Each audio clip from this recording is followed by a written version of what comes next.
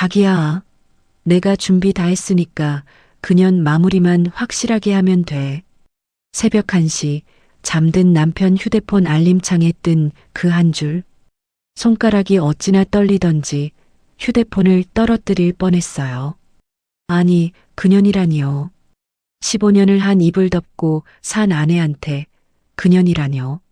남편의 다른 모습에 속이 울렁거려 욕실로 달려가 30분을 토했어요. 그런데 거울 속 제 얼굴을 보는 순간 정신이 번쩍 들더라고요. 여기서 무너지면 나는 일주일 뒤에 산속 시체야. 그 순간 제 머릿속에 한 사람이 떠올랐습니다. 그날 어떤 일이 일어났는지 지금 바로 알려드릴게요. 강남의 한정식 집 앞에 택시가 멈춰 섰을 때 저는 잠시 차창에 비친 제 모습을 들여다보았습니다. 검은 정장 원피스에 진주 목걸이, 머리는 단정하게 올려 묶었죠. 15년이라는 세월이 이 한 벌의 옷 안에 차곡차곡 접혀 있는 듯한 기분이 들었습니다. 사모님, 어서 오세요. 안쪽 방으로 모시겠습니다. 문 앞에서 허리를 깊이 숙인 여직원이 환하게 웃으며 인사를 건넸습니다.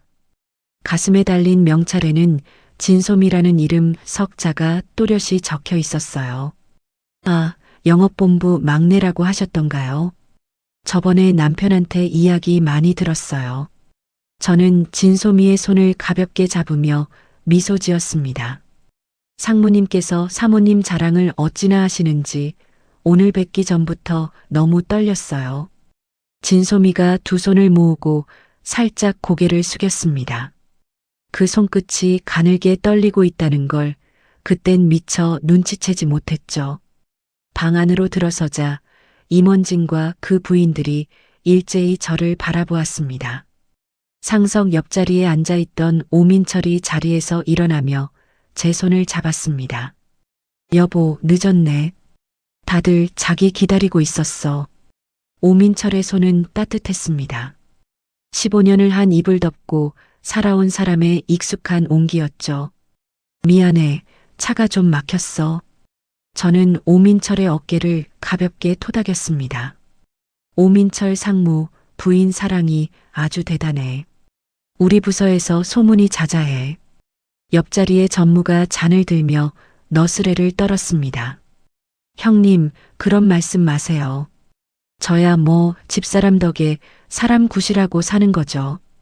오민철이 잔을 부딪히며 너털 웃음을 터뜨렸습니다. 그 웃음소리가 어찌나 자연스러운지 저는 정말로 세상에서 가장 사랑받는 아내가 된 것 같았어요. 식사가 끝나갈 무렵 시계는 저녁 9시를 가리키고 있었습니다. 자, 이제 우리는 라운지 바로 자리 옮깁시다. 부인들도 같이 가시죠. 전무의 한마디에 모두가 자리에서 일어섰습니다. 호텔 라운지바의 어둑한 조명 아래 저는 와인 한 잔을 손에 들고 창가에 서 있었어요. 그때 한 여자가 또각또각 구두 소리를 내며 제게 다가왔습니다. 사모님, 처음 뵙겠습니다. 영업기획팀 윤채린이라고 해요. 윤채린의 목소리는 꾀꼬리처럼 맑았습니다. 긴 머리를 한쪽으로 늘어뜨린 모습이 무척이나 청초해 보였죠. 아, 반가워요. 우리 남편이 채린 씨 이야기는 한 번도 안 했는데 이렇게 예쁜 분이 같은 부서에 있었네요. 저는 와인잔을 살짝 들어 보이며 웃었습니다. 에이, 상무님이 저 같은 사람을 집에서 이야기하실 리가요. 사모님, 저랑 사진 한 장만 같이 찍어주시면 안 될까요? 윤채린이 제 팔을 슬그머니 끌어당겼습니다. 그 손가락 끝에 묻어있던 향수 냄새가 코끝을 스치고 지나갔어요. 사진이야 뭐 얼마든지요. 저는 윤채린이 이끄는 대로 카메라 앞에 섰습니다. 윤채린은 제 팔에 자기 팔을 단단히 끼우고는 마치 친자매라도 되는 양머리를 제 어깨에 살짝 기댔습니다. 하나, 둘, 셋. 진솜이가 휴대폰 카메라를 들고 외쳤습니다. 플래시가 터지는 순간 저는 제가 함정 한가운데 서 있다는 사실을 까맣게 모른 채 환하게 웃었어요. 새벽 1시가 다 되어서야 저는 만취한 오민철을 부축해 택시에 태웠습니다. 오민철의 머리가 자꾸 제 어깨로 흘러내렸어요. 여보, 정신 좀 차려봐. 곧 집이야. 저는 오민철의 뺨을 가볍게 두드렸습니다. 수영아. 나나 오늘 진짜 행복하다. 진짜로. 오민철이 눈을 반쯤 감은 채 중얼거렸습니다. 그래, 행복해. 당신 고생한 만큼 받는 거지 뭐. 저는 오민철의 손을 꼭 잡았습니다. 손바닥 안쪽에 땀이 흥건히 배어 있었어요. 집에 도착하자마자 오민철은 양복도 제대로 벗지 못한 채 침대에 그대로 쓰러졌습니다. 넥타이만 겨우 풀어주고 구두를 벗겨주는데도 깊이 코를 골며 잠이 들었죠. 고생했어, 여보. 저는 따뜻한 수건으로 오민철의 이마를 닦아주었습니다. 머리맡에 물 한 컵을 떠다 놓고 침실불을 끄려고 돌아서던 그때였어요. 툭! 발끝에 무언가 부딪혔습니다. 오민철의 양복 안주머니에서 흘러나온 휴대폰이었어요. 저는 자연스럽게 그것을 주워 충전기에 꽂으려고 했습니다. 그 순간이었습니다. 화면이 환하게 켜지면서 알림창에 메시지 미리 보기가 떴어요. 발신자 이름은 거래처 김 부장. 자기야, 준비했으니 그년 마무리만 해. 저는 그 한 줄을 3번 다시 읽었습니다. 손가락이 떨리기 시작했어요. 새벽 1시에 거래처 김 부장이라는 사람이 자기야라는 호칭으로 마무리라는 단어를 쓴다는 게 도무지 말이 되지 않았죠. 저는 침을 한번 꿀꺽 삼키고는 떨리는 손가락으로 잠금 화면의 숫자를 눌렀습니다. 517. 저희 결혼 기념일이었어요. 화면이 스르륵 풀렸습니다. 거래처 김 부장과의 대화창을 누르자 수천 개의 메시지가 빼곡히 쏟아져 내렸어요. 스크롤을 위로 올리던 제 눈에 한 줄이 박혔습니다. 사모님은 오늘 뭐 입었어? 검은 원피스 입고 갔다며.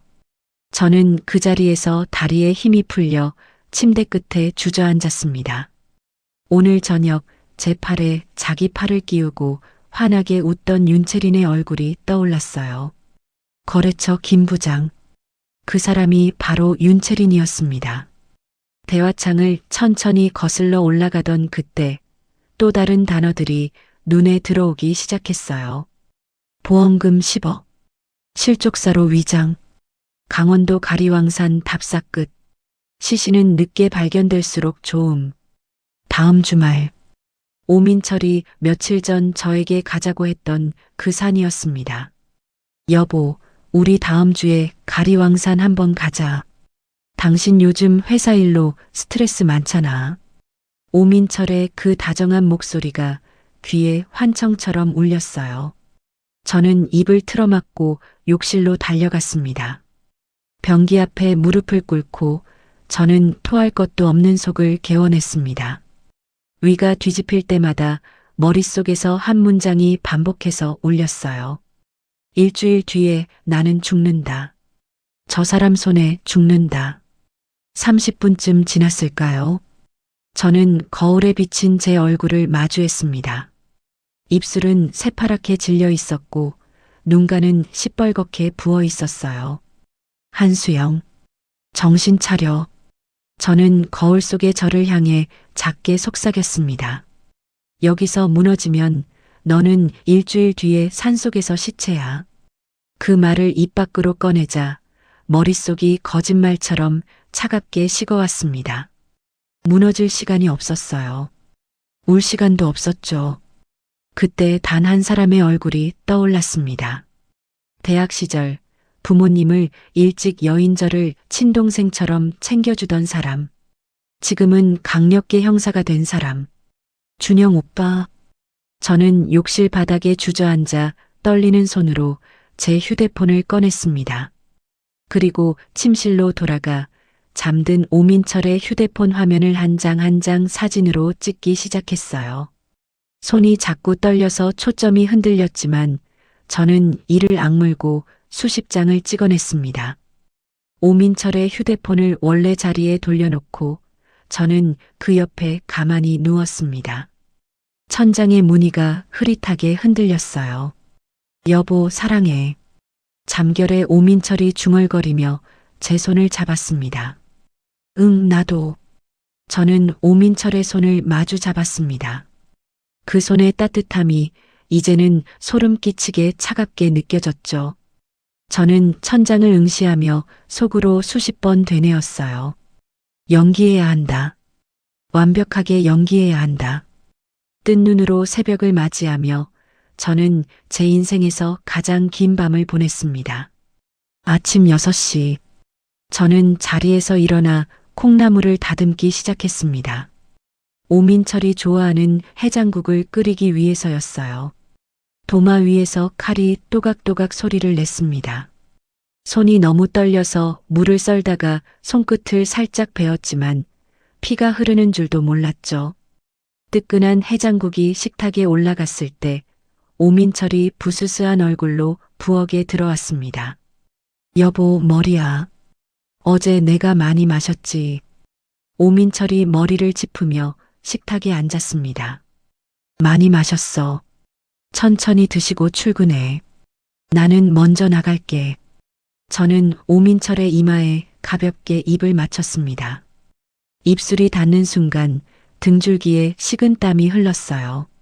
수영아, 다음 주말 등산 잊지 마.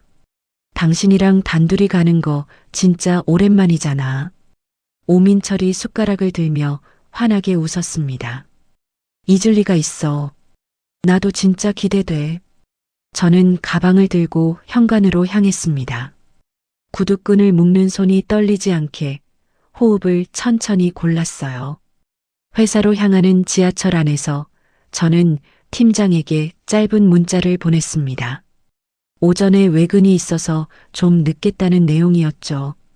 지하철이 강남역에 멈춰 섰을 때 저는 출구를 빠져나와 반대 방향으로 걸음을 옮겼습니다. 강남경찰서 강력계 사무실 문 앞에 섰을 때 제 다리는 어느새 굳어 있었습니다. 숨을 한번 깊게 들이쉬고 저는 문을 밀었어요. 야간 당직을 막 마쳤는지 장준영은 책상 앞에서 종이컵에 든 커피를 마시고 있었습니다. 수영아, 네가 여길 어쩐 일이야? 무슨 일 있어? 장준영이 자리에서 벌떡 일어났습니다. 저는 아무 말도 못하고 책상 위에 제 휴대폰을 가만히 내려놓았습니다. 화면에는 어젯밤 찍어둔 카톡 사진이 떠 있었어요. 장준영의 눈동자가 천천히 화면 위를 훑어 내려갔습니다. 종이컵을 든 손이 미세하게 떨리기 시작했어요. 장준영이 종이컵을 책상 위에 내려놓는 손길이 어찌나 조심스러운지 마치 폭탄을 다루는 듯 했습니다. 커피가 살짝 출렁이며 책상 위에 작은 얼룩을 남겼지만 장준영은 그것을 닦을 정신조차 없어 보였어요. 수영아, 잠깐만 따라와. 장준영이 제 휴대폰을 손에 쥐고 자리에서 일어났습니다.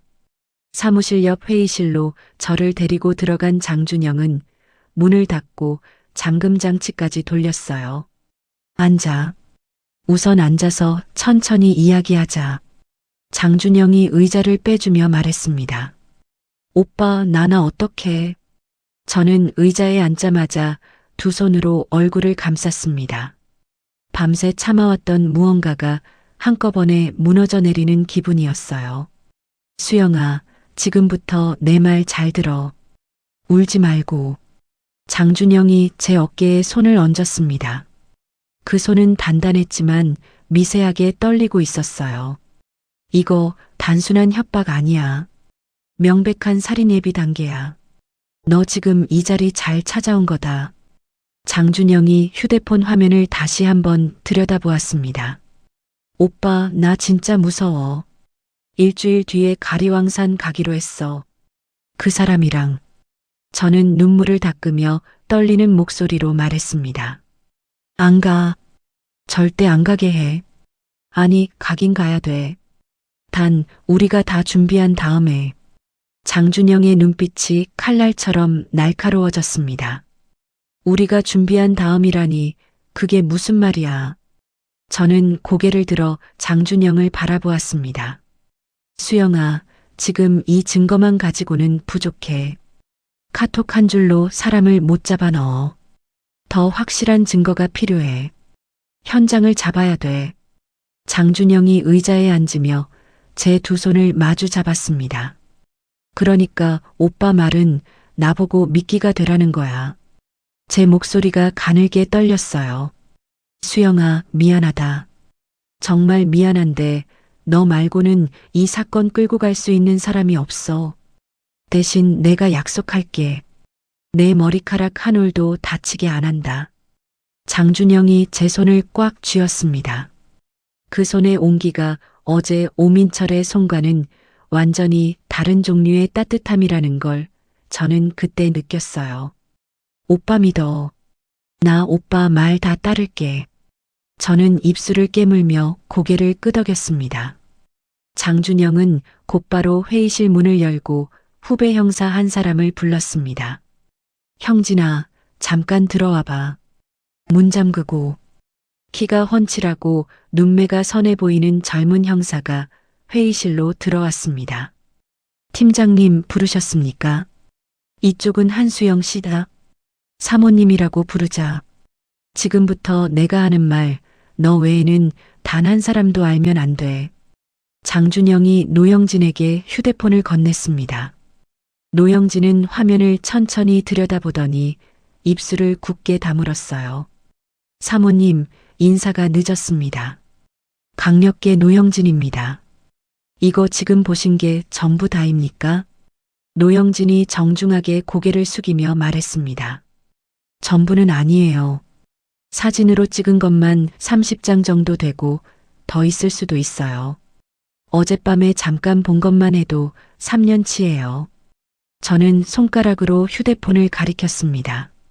3년이라 팀장님, 이거 정식 수사 들어가기 전에 내사부터 해야겠는데요.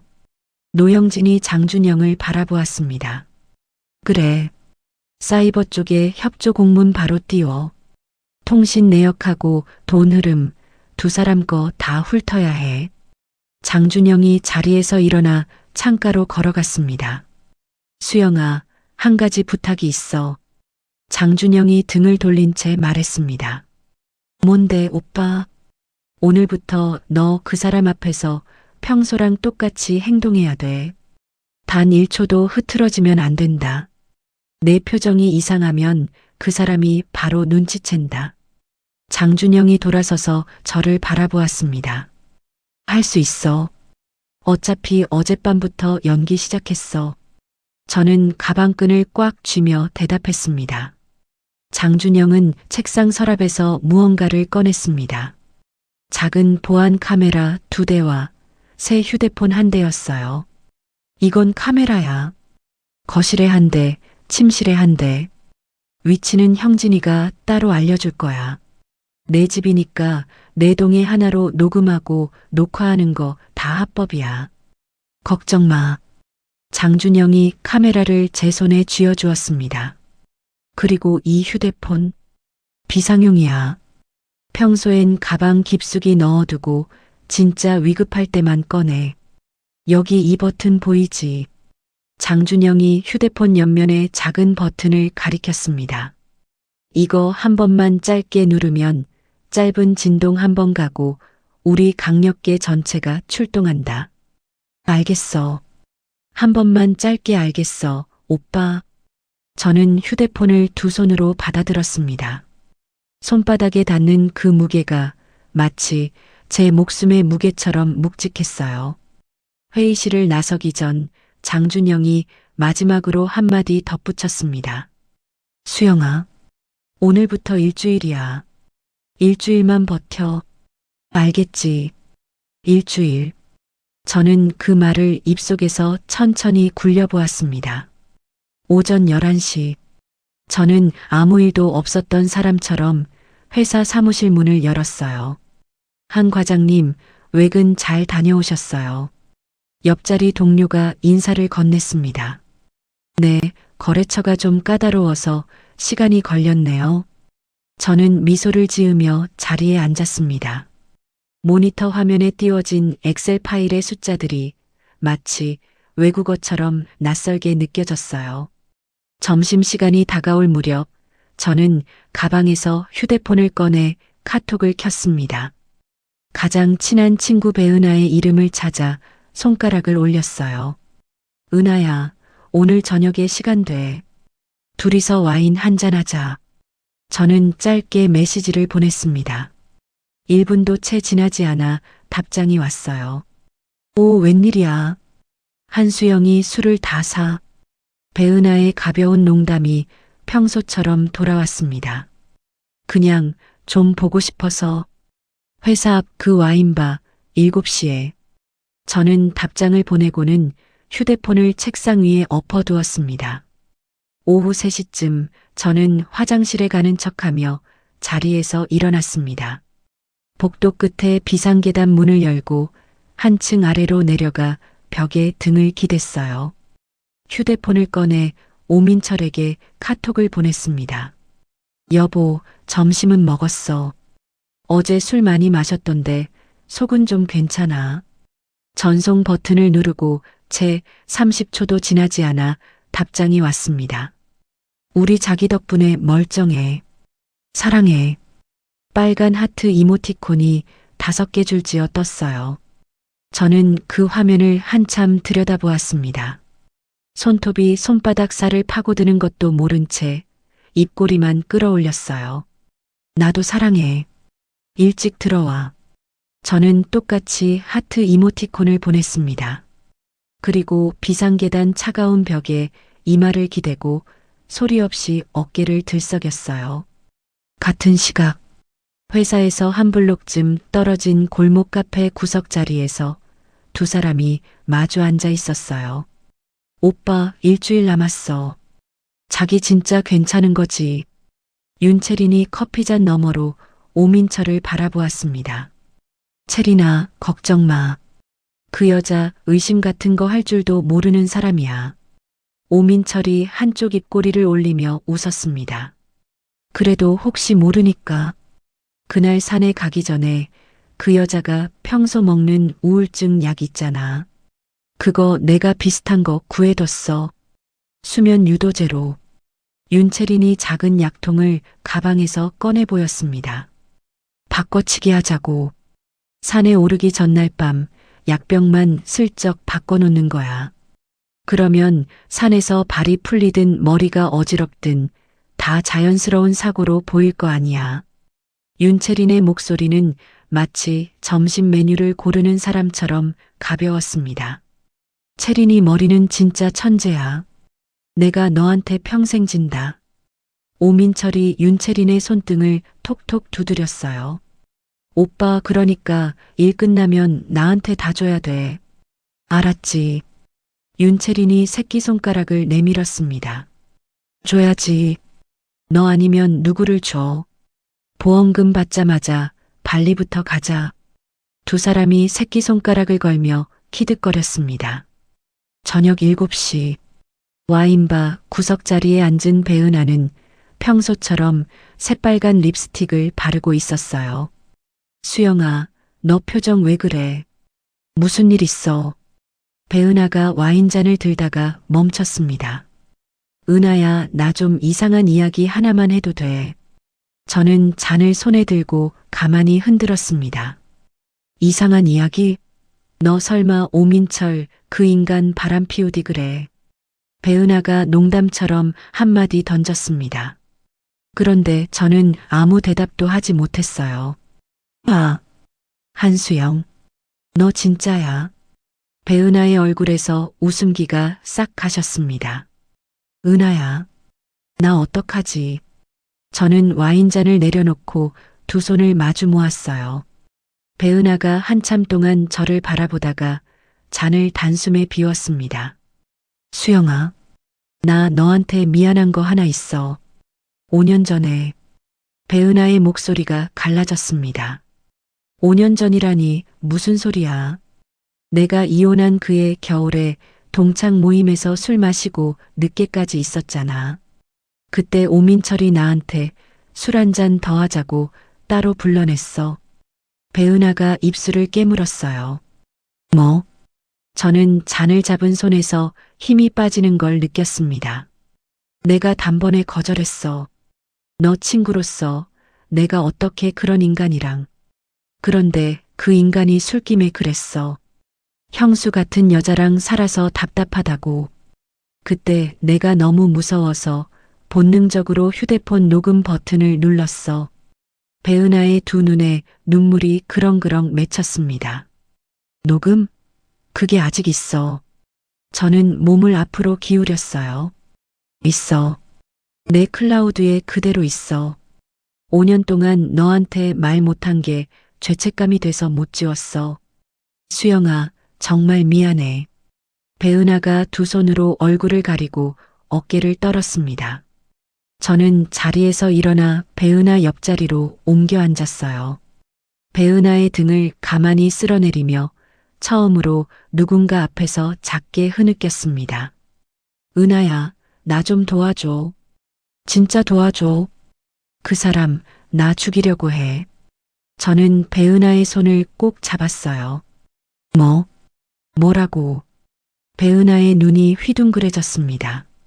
저는 어제 새벽부터 오늘 아침 강남경찰서까지 모든 일을 한마디씩 천천히 풀어놓았어요. 배은하는 잔을 든 손을 부들부들 떨면서 끝까지 들어주었습니다. 수영아, 내가 할 수 있는 거 다 할게. 내 인생 다 걸고서라도. 배은하가 제 손을 두 손으로 꽉 감쌌습니다. 그날 밤 11시, 오민철이 욕실에서 콧노래를 흥얼거리며 샤워를 하는 동안 저는 거실에 섰어요. 화분 뒤편에 가장 잘 보이지 않는 자리에 카메라 한 대를 부착했습니다. 침실로 들어가 협탁 아래 모서리에도 또 한 대를 단단히 붙였어요. 손이 자꾸 떨려서 두 번이나 다시 붙여야 했죠. 샤워기 소리가 멈추고 욕실 문이 열렸습니다. 여보, 자기 뭐해? 앉아. 오민철이 수건으로 머리를 털며 침실로 들어왔어요. 이불 정리하고 있었지. 얼른 와서 누워. 저는 침대를 토닥거리며 환하게 웃었습니다. 이 집의 모든 풍경이 이제 한 컷도 빠짐없이 카메라에 담기고 있었어요. 같은 시각 아래층 시어머니 윤정숙은 거실 소파에 앉아 있었습니다. 손에는 빛바랜 사진 한 장과 며칠 전 아들 서재에서 몰래 찍어온 종이 한 장이 들려 있었어요. 며느리의 글씨로 위조된 유서였습니다. 수영아, 이 어미가 어떻게든 너를 살려야지. 어떻게든. 윤정숙의 손이 사진 위로 천천히 떨어졌어요. 거실 시계 초침 소리만 또각또각 빈 거실을 채우고 있었습니다. 다음 날 아침 7시, 저는 평소처럼 출근길 지하철에 올랐어요. 사람들 틈에 끼어 손잡이를 잡은 제 손에는 어젯밤 거실 카메라에서 빼낸 음성 파일이 담긴 작은 메모리 카드가 쥐어 있었습니다. 이어폰을 귀에 꽂고 저는 재생 버튼을 눌렀어요. 잡음 사이로 베란다 문 여는 소리가 작게 들렸습니다. 체리나, 새벽이라 통화 짧게 하자. 보험 증서 말이야. 그거 내가 어제 다 빼서 옮겨놨어. 오민철의 목소리였어요. 새벽 2시. 제가 옆에 누워 곤히 자고 있다고 믿었을 그 시간이었죠. 오빠, 진짜 다 챙긴 거지. 한 장도 안 빠뜨리고. 윤채린의 목소리가 수화기 너머에서 또렷이 들렸습니다. 다 챙겼다니까. 너는 약만 잘 바꿔놓으면 돼. 그건 네가 직접 해야 돼. 알지? 걱정 마, 오빠. 내가 알아서 할게. 저는 이어폰을 귀에서 빼고 지하철 손잡이를 더 꽉 쥐었어요. 몸이 그대로 굳어버린 듯 손가락 마디마디에 핏기가 가셨습니다. 앞에 선 사람이 흘끔흘끔 저를 쳐다봤지만 저는 시선을 받아낼 여력조차 없었어요. 점심시간이 되자 저는 곧장 회사 근처 작은 카페로 향했습니다. 구석 자리에 장준영과 노영진이 먼저 와 앉아 있었어요. 오빠, 이거 어젯밤 거 다 담아왔어. 저는 메모리 카드를 두 사람 앞에 내려놓았습니다. 수영아, 너 표정이 안 좋다.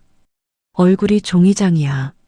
장준영이 미간을 좁히며 제 얼굴을 살폈어요. 오빠, 들어보면 알 거야. 그 사람들 진짜 사람이 아니야. 저는 따뜻한 차를 두 손으로 감싸 쥐었습니다. 손끝이 자꾸 시려왔어요. 노영진이 노트북을 펼치며 조심스럽게 말했습니다.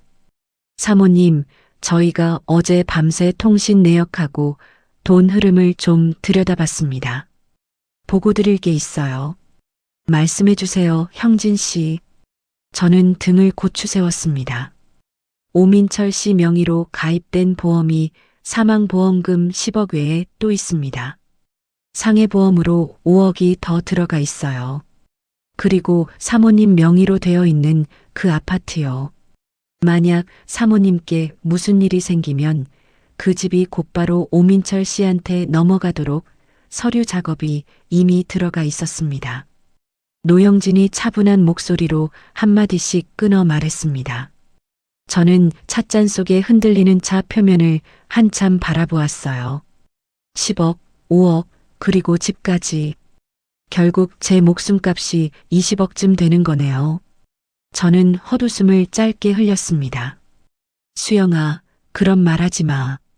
듣기 싫다. 장준영이 손을 뻗어 제 손등을 가볍게 두드렸어요. 오빠, 미안. 농담이라도 해야 숨이 쉬어져. 저는 입꼬리를 억지로 끌어올렸습니다. 오후 4시쯤 저는 자리에 앉아 모니터를 들여다보던 중 안내 데스크에서 걸려온 전화를 받았어요.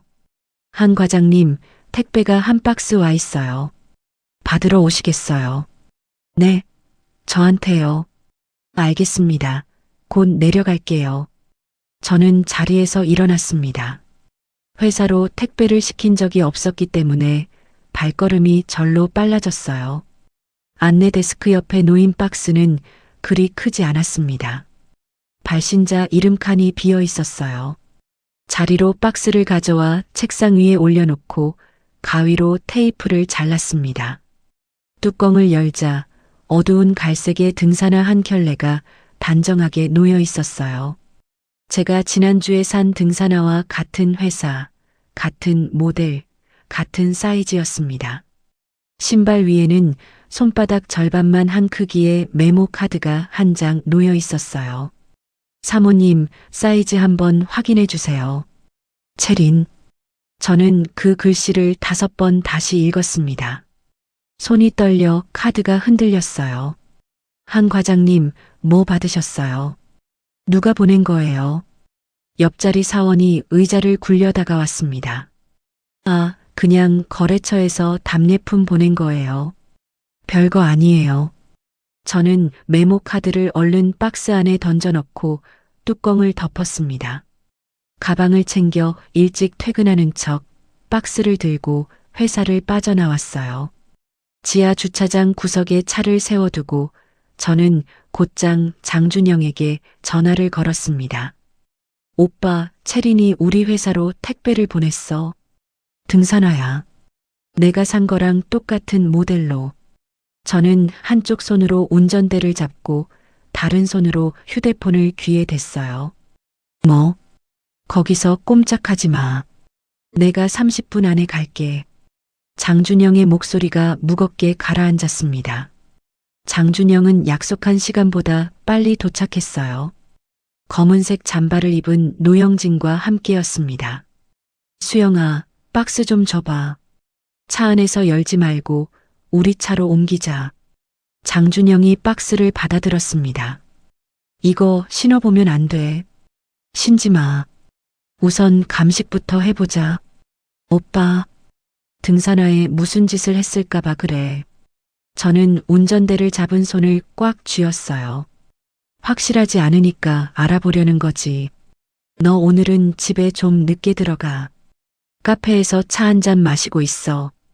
결과 나오면 바로 연락 줄게. 장준영이 박스를 들고 차 문을 열었습니다. 그날 저녁 8시. 카페 구석에서 식어버린 커피잔을 만지작거리던 제 휴대폰이 짧게 울렸어요. 장준영에게서 온 전화였습니다. 수영아. 장준영의 목소리가 조심스러웠어요. 오빠, 뭐가 나왔어? 말해줘. 신발 밑창 말이야. 미끄럼 방지 홈을 일부러 갈아냈어. 아주 미세하게. 눈으로 보면 멀쩡한데 손으로 만져보면 거의 평평해. 바위 위에서 한 발만 잘못 디뎌도 그대로 미끄러지게 되어 있어. 저는 카페 의자에 앉은 채 천천히 두 눈을 감았어요. 입안에 침이 마르고 혀가 입천장에 달라붙는 기분이 들었습니다. 오빠, 잠깐만. 잠깐만 끊지 말고 있어줘. 저는 한쪽 손으로 입을 막았습니다. 바로 옆 테이블의 사람들이 들을까봐 숨소리조차 안으로 삼켰어요. 수영아. 형진이가 그러는데 이건 그냥 살인 도구라더라. 빼도 박도 못해. 장준영의 목소리가 떨렸습니다. 오빠, 끊고 갈게. 집에 가서 다시 전화할게. 저는 통화를 끊고 자리에서 일어났어요. 다리가 후들거려서 카페 문턱을 넘다 잠시 멈춰 섰습니다. 집으로 돌아오는 길. 저는 운전대를 잡고 신호 대기 중이던 차 안에서 가만히 눈을 깜빡였어요. 빨간불 너머로 길거리의 사람들이 무심히 지나가고 있었습니다. 집에 들어선 시각은 저녁 9시쯤이었어요. 현관 비밀번호를 누르고 문을 열자 거실 식탁 위에 김치통 하나가 놓여 있었습니다. 수영아, 왔니? 어미가 김치 좀 들고 왔다. 거실 소파에서 시어머니 윤정숙이 일어나며 저를 맞이했어요. 어머님 오셨어요. 미리 연락 좀 주시지. 저는 가방을 내려놓으며 어색하게 미소 지었습니다. 민철이가 야근이라고 해서 너 혼자 저녁 거를까 봐 왔어. 김치는 냉장고 안에 넣어두고. 윤정숙이 김치통을 식탁 위에서 들어 올렸어요. 제가 할게요, 어머님. 그냥 두세요. 저는 얼른 김치통을 받아들었습니다. 수영아, 어미는 그만 갈란다. 너 피곤하니까. 윤정숙이 가방을 챙기며 문 쪽으로 향했어요. 평소 같으면 차 한 잔이라도 드시고 가셨을 텐데 그날따라 어머님의 발걸음이 유난히 서둘렀습니다. 어머님, 차 한 잔 하시고 가셔도 되는데. 아니, 됐다. 어미 그만 내려가서 자야지. 조심해서 다니거라.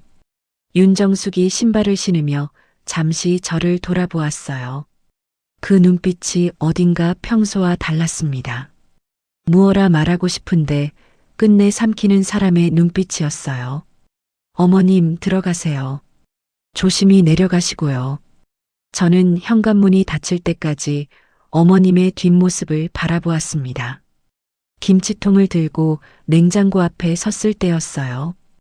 뚜껑을 열자 김치 위쪽 비닐 가장자리에 작은 종이 쪽지 하나가 살짝 끼워져 있었습니다. 저는 손가락 끝으로 그것을 조심스럽게 빼냈어요. 하얀 메모지 위에 어머님의 떨리는 필체로 한 줄이 적혀 있었습니다. 아가, 절대 다음 주 산에 가지 말거라.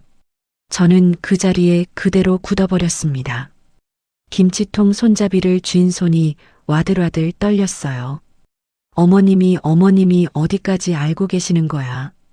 저는 작게 중얼거렸습니다. 그것이 아들의 범행을 막으려는 어머니의 경고인지 아니면 다른 무엇인지 그 짧은 한 줄로는 도무지 알 수가 없었어요. 저는 그 메모지를 휴대폰 카메라로 5장이나 찍어두었습니다. 그리고 욕실로 들어가 변기 안에 메모지를 던지고 물을 2번 내렸어요. 종이가 천천히 회오리치며 사라지는 모습을 저는 변기 뚜껑을 잡고 가만히 내려다보았습니다. 다음 날 오전 11시쯤이었어요.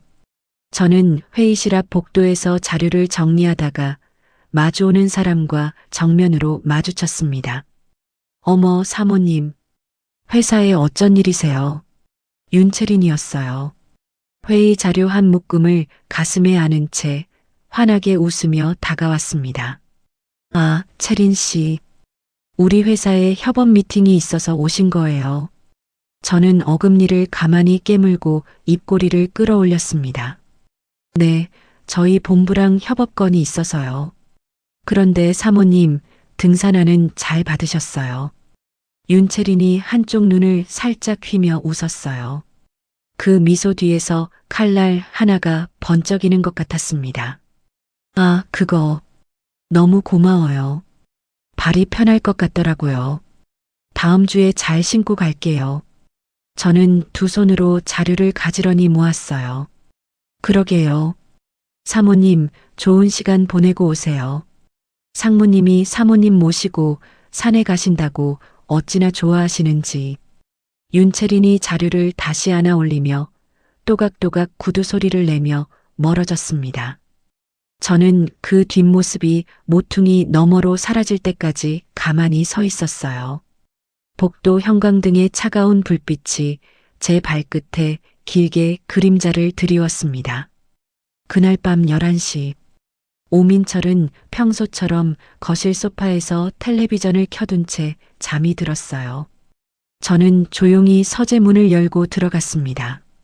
오민철의 컴퓨터를 켜고 장준영이 어제 카페에서 작은 메모리에 담아 건네준 프로그램을 설치했어요.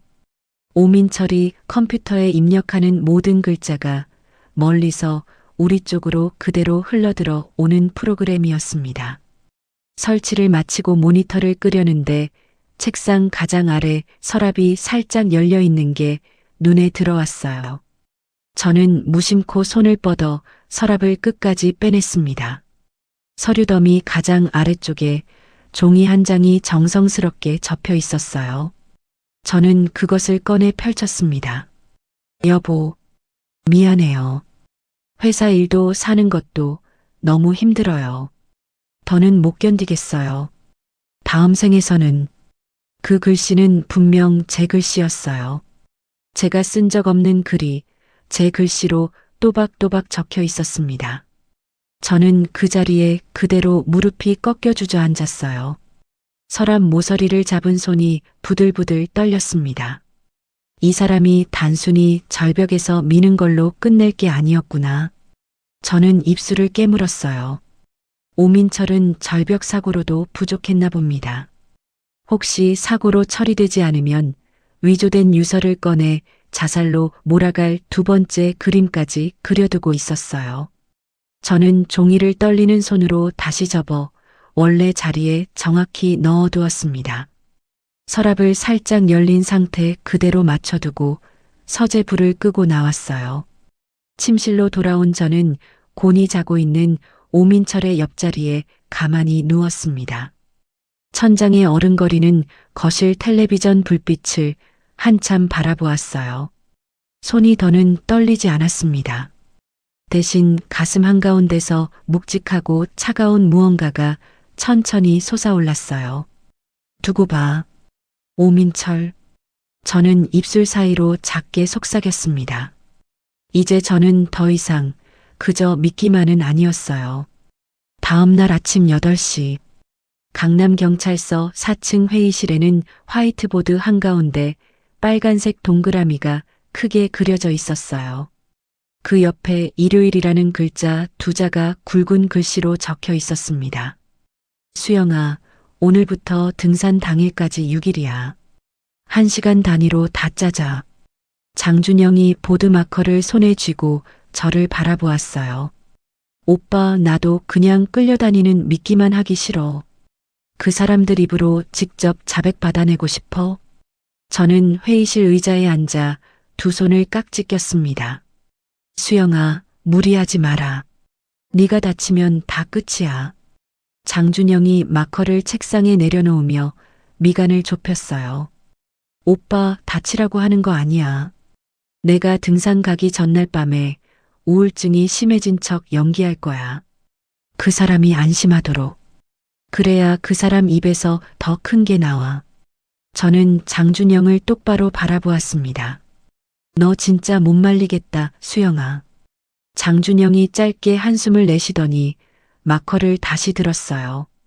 옆에서 듣고 있던 노영진이 노트북을 열며 입을 열었습니다. 팀장님, 사이버 쪽에서 영장 떨어졌습니다. 사모님 등산복 옷깃이랑 시계, 등산용 스틱 손잡이, 안쪽에 초소형 카메라랑 위치 추적 장치 부착하는 거 허가 났어요. 그래, 빨리 시작하자. 옷이랑 시계는 형진이 네가 직접 다뤄. 다른 사람 손 타면 안 돼. 장준영이 단호하게 말했습니다. 네. 그리고 등산로 곳곳에 위장한 우리 별동대 5명 배치할 겁니다. 등산객으로 위장해서 사모님 부부 동선 그림자처럼 따라붙는 걸로요. 노영진이 노트북 화면을 돌려 우리 쪽으로 보여주었어요. 가리왕산 등산로 지도 위에 빨간 점이 몇 개씩 찍혀 있었습니다. 별동대라니 무슨 군대 작전 같네요. 형진 씨. 저는 잠시 웃음을 흘렸어요. 사모님 한 분 살리는 게 저희 입장에서는 군 작전 못지않은 일입니다. 노영진이 무덤덤하게 대답했습니다. 회의를 마치고 회사로 돌아온 시각은 오후 1시쯤이었어요. 저는 의자에 앉아 모니터 화면 한 점만 응시한 채 한참을 그대로 있었습니다. 손가락은 키보드 위에 올려져 있었지만 화면 속 글자들은 안개처럼 흐릿하게만 보였어요. 한 과장님, 한 과장님. 옆자리에서 누군가 저를 부르는 소리가 들렸습니다. 저는 천천히 고개를 돌렸어요. 네, 무슨 일이세요? 진솜이었습니다. 영업본부 막내 사원 승진 파티에서 제게 깎듯이 인사하던 그 친절한 얼굴이었어요. 과장님, 아까부터 한숨만 쉬고 계시기에 무슨 일 있으세요? 안색이 너무 안 좋으세요. 진소미가 살짝 허리를 굽히며 걱정스러운 표정을 지었습니다. 아, 그냥 요즘 회사 일도 좀 힘들고 잠도 잘 못 자서요. 저는 일부러 눈가에 손을 살짝 가져다 댔어요. 과장님, 너무 무리하지 마세요. 사람이 우선이잖아요. 진소미가 부드럽게 말하며 제 책상 위에 종이컵을 살며시 올려두었습니다. 저는 두 손으로 종이컵을 감싸 쥐었어요. 손바닥에 닿는 온기가 거짓말처럼 따뜻해서 진짜로 눈물이 한 방울 흘러내릴 뻔했습니다. 고마워요, 진소미 씨. 사람이 가끔 이렇게 따뜻한 말 한마디에 무너지더라고요. 저는 손등으로 눈가를 살짝 닦았어요. 과장님, 저는 그냥 옆자리니까요. 언제든 말씀하세요. 진소미가 환하게 웃으며 자기 자리로 돌아갔습니다. 저는 진소미의 뒷모습을 가만히 바라보았어요. 저 친절한 미소 뒤에 무엇이 숨어 있을지 저는 짐작도 하지 못했죠. 그날 저녁 8시쯤 거실 화분 뒤편 카메라가 짧은 신호음과 함께 새로운 영상을 잡아냈어요. 저는 욕실에 들어가 문을 잠그고 휴대폰 화면을 켰습니다. 거실 소파에 윤채린이 앉아 있었어요. 오민철은 옆에서 와인잔을 따르고 있었습니다. 윤채린이 다른 누군가와 통화 중이었어요. 진소미, 너 오늘 한수영 옆에서 잘 봤지? 표정이 어땠어? 윤채린의 목소리가 또렷이 잡혔어요. 네, 언니. 오늘 진짜 죽기 직전 사람 같았어요. 한숨만 푹푹 쉬더라고요. 제가 종이컵에 차 한 잔 갖다 드렸더니 눈물 글썽이던데요. 진소미의 가벼운 목소리가 수화기 너머에서 흘러나왔습니다. 잘했어. 그 여자 약해질수록 우리한테 좋은 거야. 다음 주말까지 옆에서 잘 지켜봐. 윤채린이 입꼬리를 끌어올리며 와인잔을 받아들었어요. 언니, 저도 이번 일 끝나면 신경 좀 써주세요. 제가 1년 동안 한 게 얼만데. 진소미의 목소리가 살짝 때를 쓰는 어조로 바뀌었습니다. 걱정 마, 소미야. 누나가 다 챙긴다니까. 윤채린이 통화를 끊으며 오민철과 잔을 부딪혔어요. 저는 욕실 변기에 앉아 휴대폰을 쥔 손을 가만히 떨었습니다. 바로 옆자리에서 따뜻한 차를 건네던 그 얼굴이 한순간에 칼이 되어 등 뒤를 찌르고 있었어요.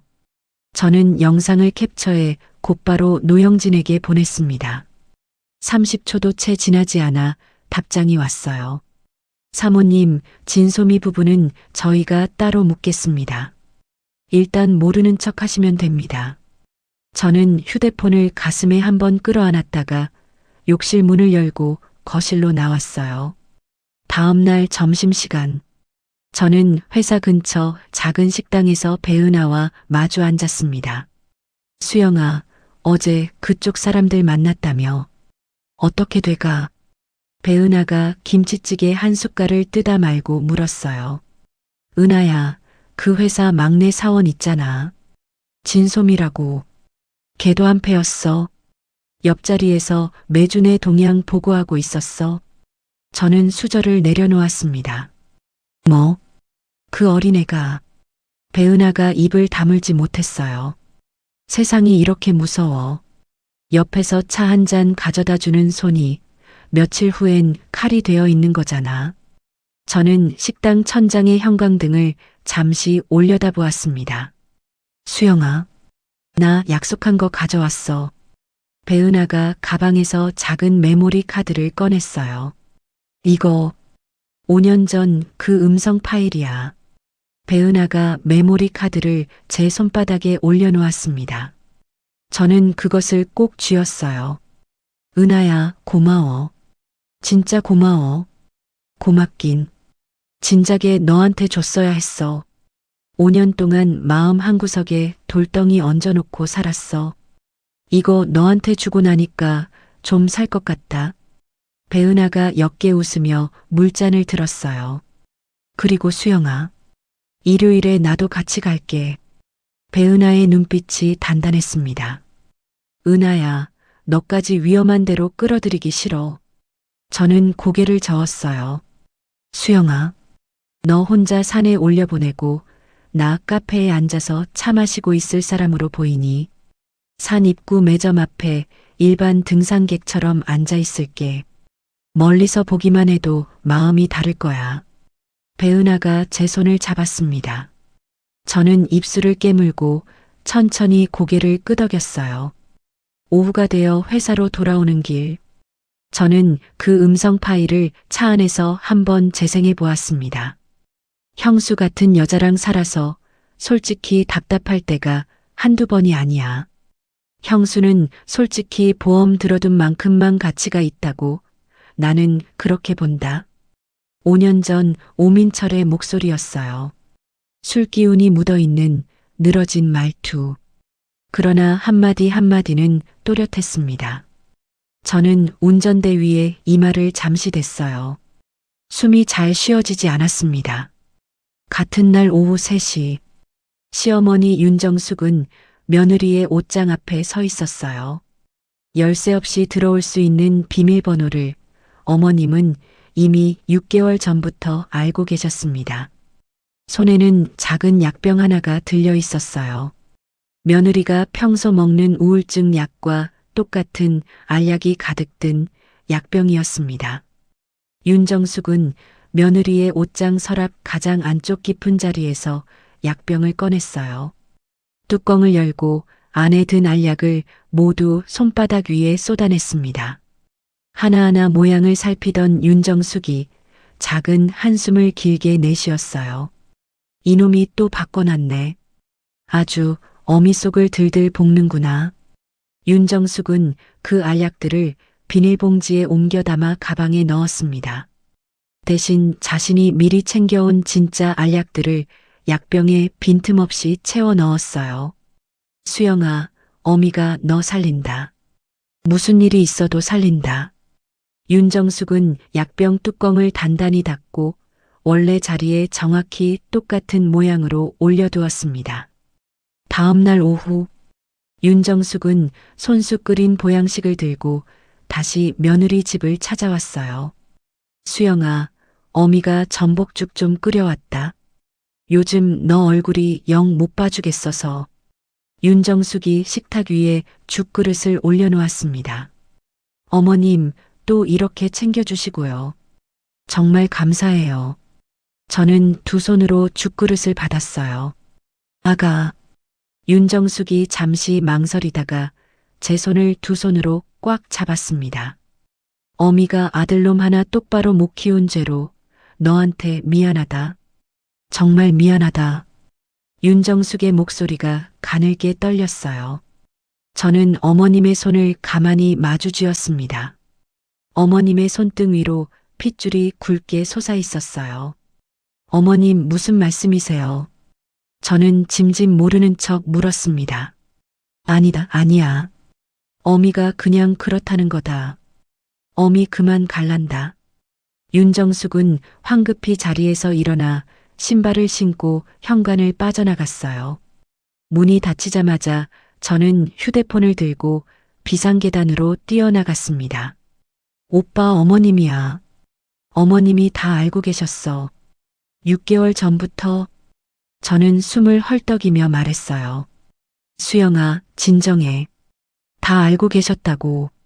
장준영의 목소리가 신중해졌습니다. 응. 약병도 어머님이 바꿔놓으셨던 것 같아. 진짜 약으로. 매주. 저는 비상계단 난간을 꽉 쥐었어요. 수영아, 어머님은 이제부터 우리 작전의 가장 중요한 증인이다. 보호 인력 붙일게. 어머님 동선도 우리가 지킨다. 장준영이 단호하게 말했습니다. 전화를 끊고 저는 비상계단 차가운 시멘트 벽에 등을 기댔어요.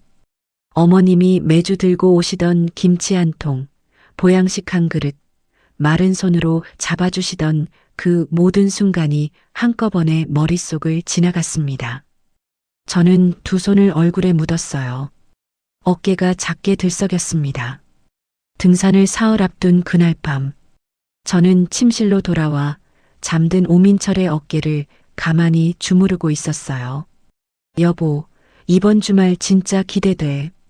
둘이서 산 가는 거 진짜 오랜만이잖아. 저는 일부러 다정한 목소리를 끌어올렸습니다. 그치. 자기, 우리 그날 정상 찍고 사진 많이 찍자. 우리 둘이 사진 거의 없잖아. 오민철이 뒤척이며 제 손을 잡았어요. 사진 많이 찍어. 평생 남게. 저는 오민철의 손등을 가볍게 두드렸습니다. 오민철이 다시 깊은 숨을 내쉬며 잠이 들었어요. 저는 머리맡 협탁 위에 놓인 휴대폰 화면을 가만히 켜보았습니다. 화면에는 장준영이 보낸 일정표가 떠 있었어요. 금요일, 토요일, 일요일. 3칸짜리 표 위에 일정이 빼곡히 적혀 있었습니다. 저는 화면을 끄고 천장을 향해 가만히 누웠어요. 새밤이 남아 있었습니다. 금요일 새벽 3시. 저는 잠결에 거실에서 들려오는 작은 발걸음 소리에 눈을 떴어요. 오민철이 베란다로 나가 유리문을 살며시 닫는 소리였습니다. 저는 숨을 죽이고 협탁 위 휴대폰을 끌어당겼어요. 거실 카메라 음성을 실시간으로 듣는 화면을 켰습니다. 한쪽 이어폰을 귀에 꽂고 이불 안으로 깊숙이 들어갔어요. 체리나, 자고 있었어. 잠깐 통화 가능해. 오민철의 낮은 목소리가 또렷이 들렸습니다. 오빠 안 자고 기다렸지. 약은 언제 바꿀 거야? 윤채린의 목소리도 잠기지 않은 채 또박또박 들렸어요. 오늘 밤이야. 너 우리 집에 와. 그 여자 친구 모임 있다고 나가는 날이거든. 8시 넘어서 와. 오민철의 목소리에 옅은 웃음기가 묻어 있었습니다. 오늘 밤에 약 바꿔치기, 우리 둘이 같이. 진짜 마지막 점검이네, 오빠. 윤채린이 작게 키득거렸어요. 마지막이지. 일요일 저녁이면 너랑 나 둘이서 발리 행티켓 끊는 거야. 저는 이어폰 한쪽을 잡은 손가락을 천천히 풀었어요. 손등 위에 식은 땀이 차갑게 맺혔습니다. 새벽 6시. 저는 평소처럼 일어나 부엌으로 향했어요. 오민철이 좋아하는 북엇국을 끓이며 손목시계를 가만히 들여다보았습니다. 7시 30분. 저는 휴대폰을 들고 욕실로 들어가 문을 잠갔어요. 오빠, 오늘 밤이야. 그 사람들 오늘 밤 우리 집에서 약 바꿔치기 한대. 저는 작은 목소리로 장준영에게 속삭였습니다. 수영아, 잠깐. 너 집 비워야겠다. 친구 모임 있다고 일찍 나가. 우리가 카메라로 다 잡는다. 너는 절대 집에 있지 마. 장준영의 목소리에 긴장이 묻어 있었어요. 응, 알았어, 오빠. 7시쯤 집 나갈게. 저는 통화를 끊고 변기 뚜껑에 잠시 앉아 가슴을 쓸어내렸습니다. 저녁 7시. 저는 화장 가방을 챙기며 거실에서 큰 소리로 말했어요. 여보, 나 오늘 친구들이랑 모임 있어서 좀 늦게 들어올게. 저녁 알아서 챙겨 먹어. 소파에 앉아있던 오민철이 신문을 내려놓으며 환하게 웃었습니다. 오, 우리 자기 오랜만에 친구 모임이네. 천천히 놀다 와. 술도 한잔하고. 오민철이 자리에서 일어나 제 어깨를 가볍게 감쌌어요. 응. 늦으면 12시 넘을 수도 있어. 기다리지 말고 먼저 자. 저는 오민철의 가슴을 토닥였습니다. 손바닥에 닿는 그 따뜻함이 며칠 전과는 완전히 다른 무엇이 되어 있었어요. 걱정 마, 자기. 나도 일 좀 정리하고 일찍 잘 거야. 오민철이 제 이마에 입을 맞췄어요. 저는 환하게 웃으며 현관문을 닫았습니다. 엘리베이터 안에 혼자 서서 거울 속 제 얼굴을 마주했어요. 입꼬리가 아직도 미소 모양 그대로 굳어 있었습니다. 회사 근처 카페에 도착한 시각은 저녁 7시 40분쯤이었어요. 저는 가장 안쪽 화장실 칸으로 들어가 노트북을 변기 뚜껑 위에 올려놓았습니다. 거실 카메라 영상을 실시간으로 띄웠어요. 저녁 8시 20분. 현관문이 열리는 소리와 함께 윤채린이 들어왔습니다. 하얀 트렌치 코트에 베이지색 구두를 신고 손에는 작은 종이 가방을 들고 있었어요. 오빠 나왔어. 윤채린이 신발을 벗으며 환하게 웃었습니다. 채린아, 와인 한잔 할래? 그 여자 12시 넘어서나 들어온대. 오민철이 와인병을 들고 거실로 걸어 나왔어요. 먼저 일 끝내고 마시자, 오빠. 약병 어디 있어? 윤채린이 종이 가방에서 작은 약통을 꺼냈습니다. 두 사람은 침실로 들어갔어요. 침실 카메라 화면이 자동으로 켜졌습니다. 오민철이 옷장 서랍을 열고 어머님이 진짜 약으로 다시 채워두었던 약병을 꺼냈어요. 그 사실을 모르는 두 사람은 약병을 식탁 위에 올려놓고 알약을 천천히 갈아 끼우기 시작했습니다. 오빠, 이 색깔 진짜 똑같다. 어디서 구한 거야? 윤채린이 알약 하나를 손가락 끝으로 집어 올렸어요. 인터넷에서 비슷한 모양으로 다 찾아진다.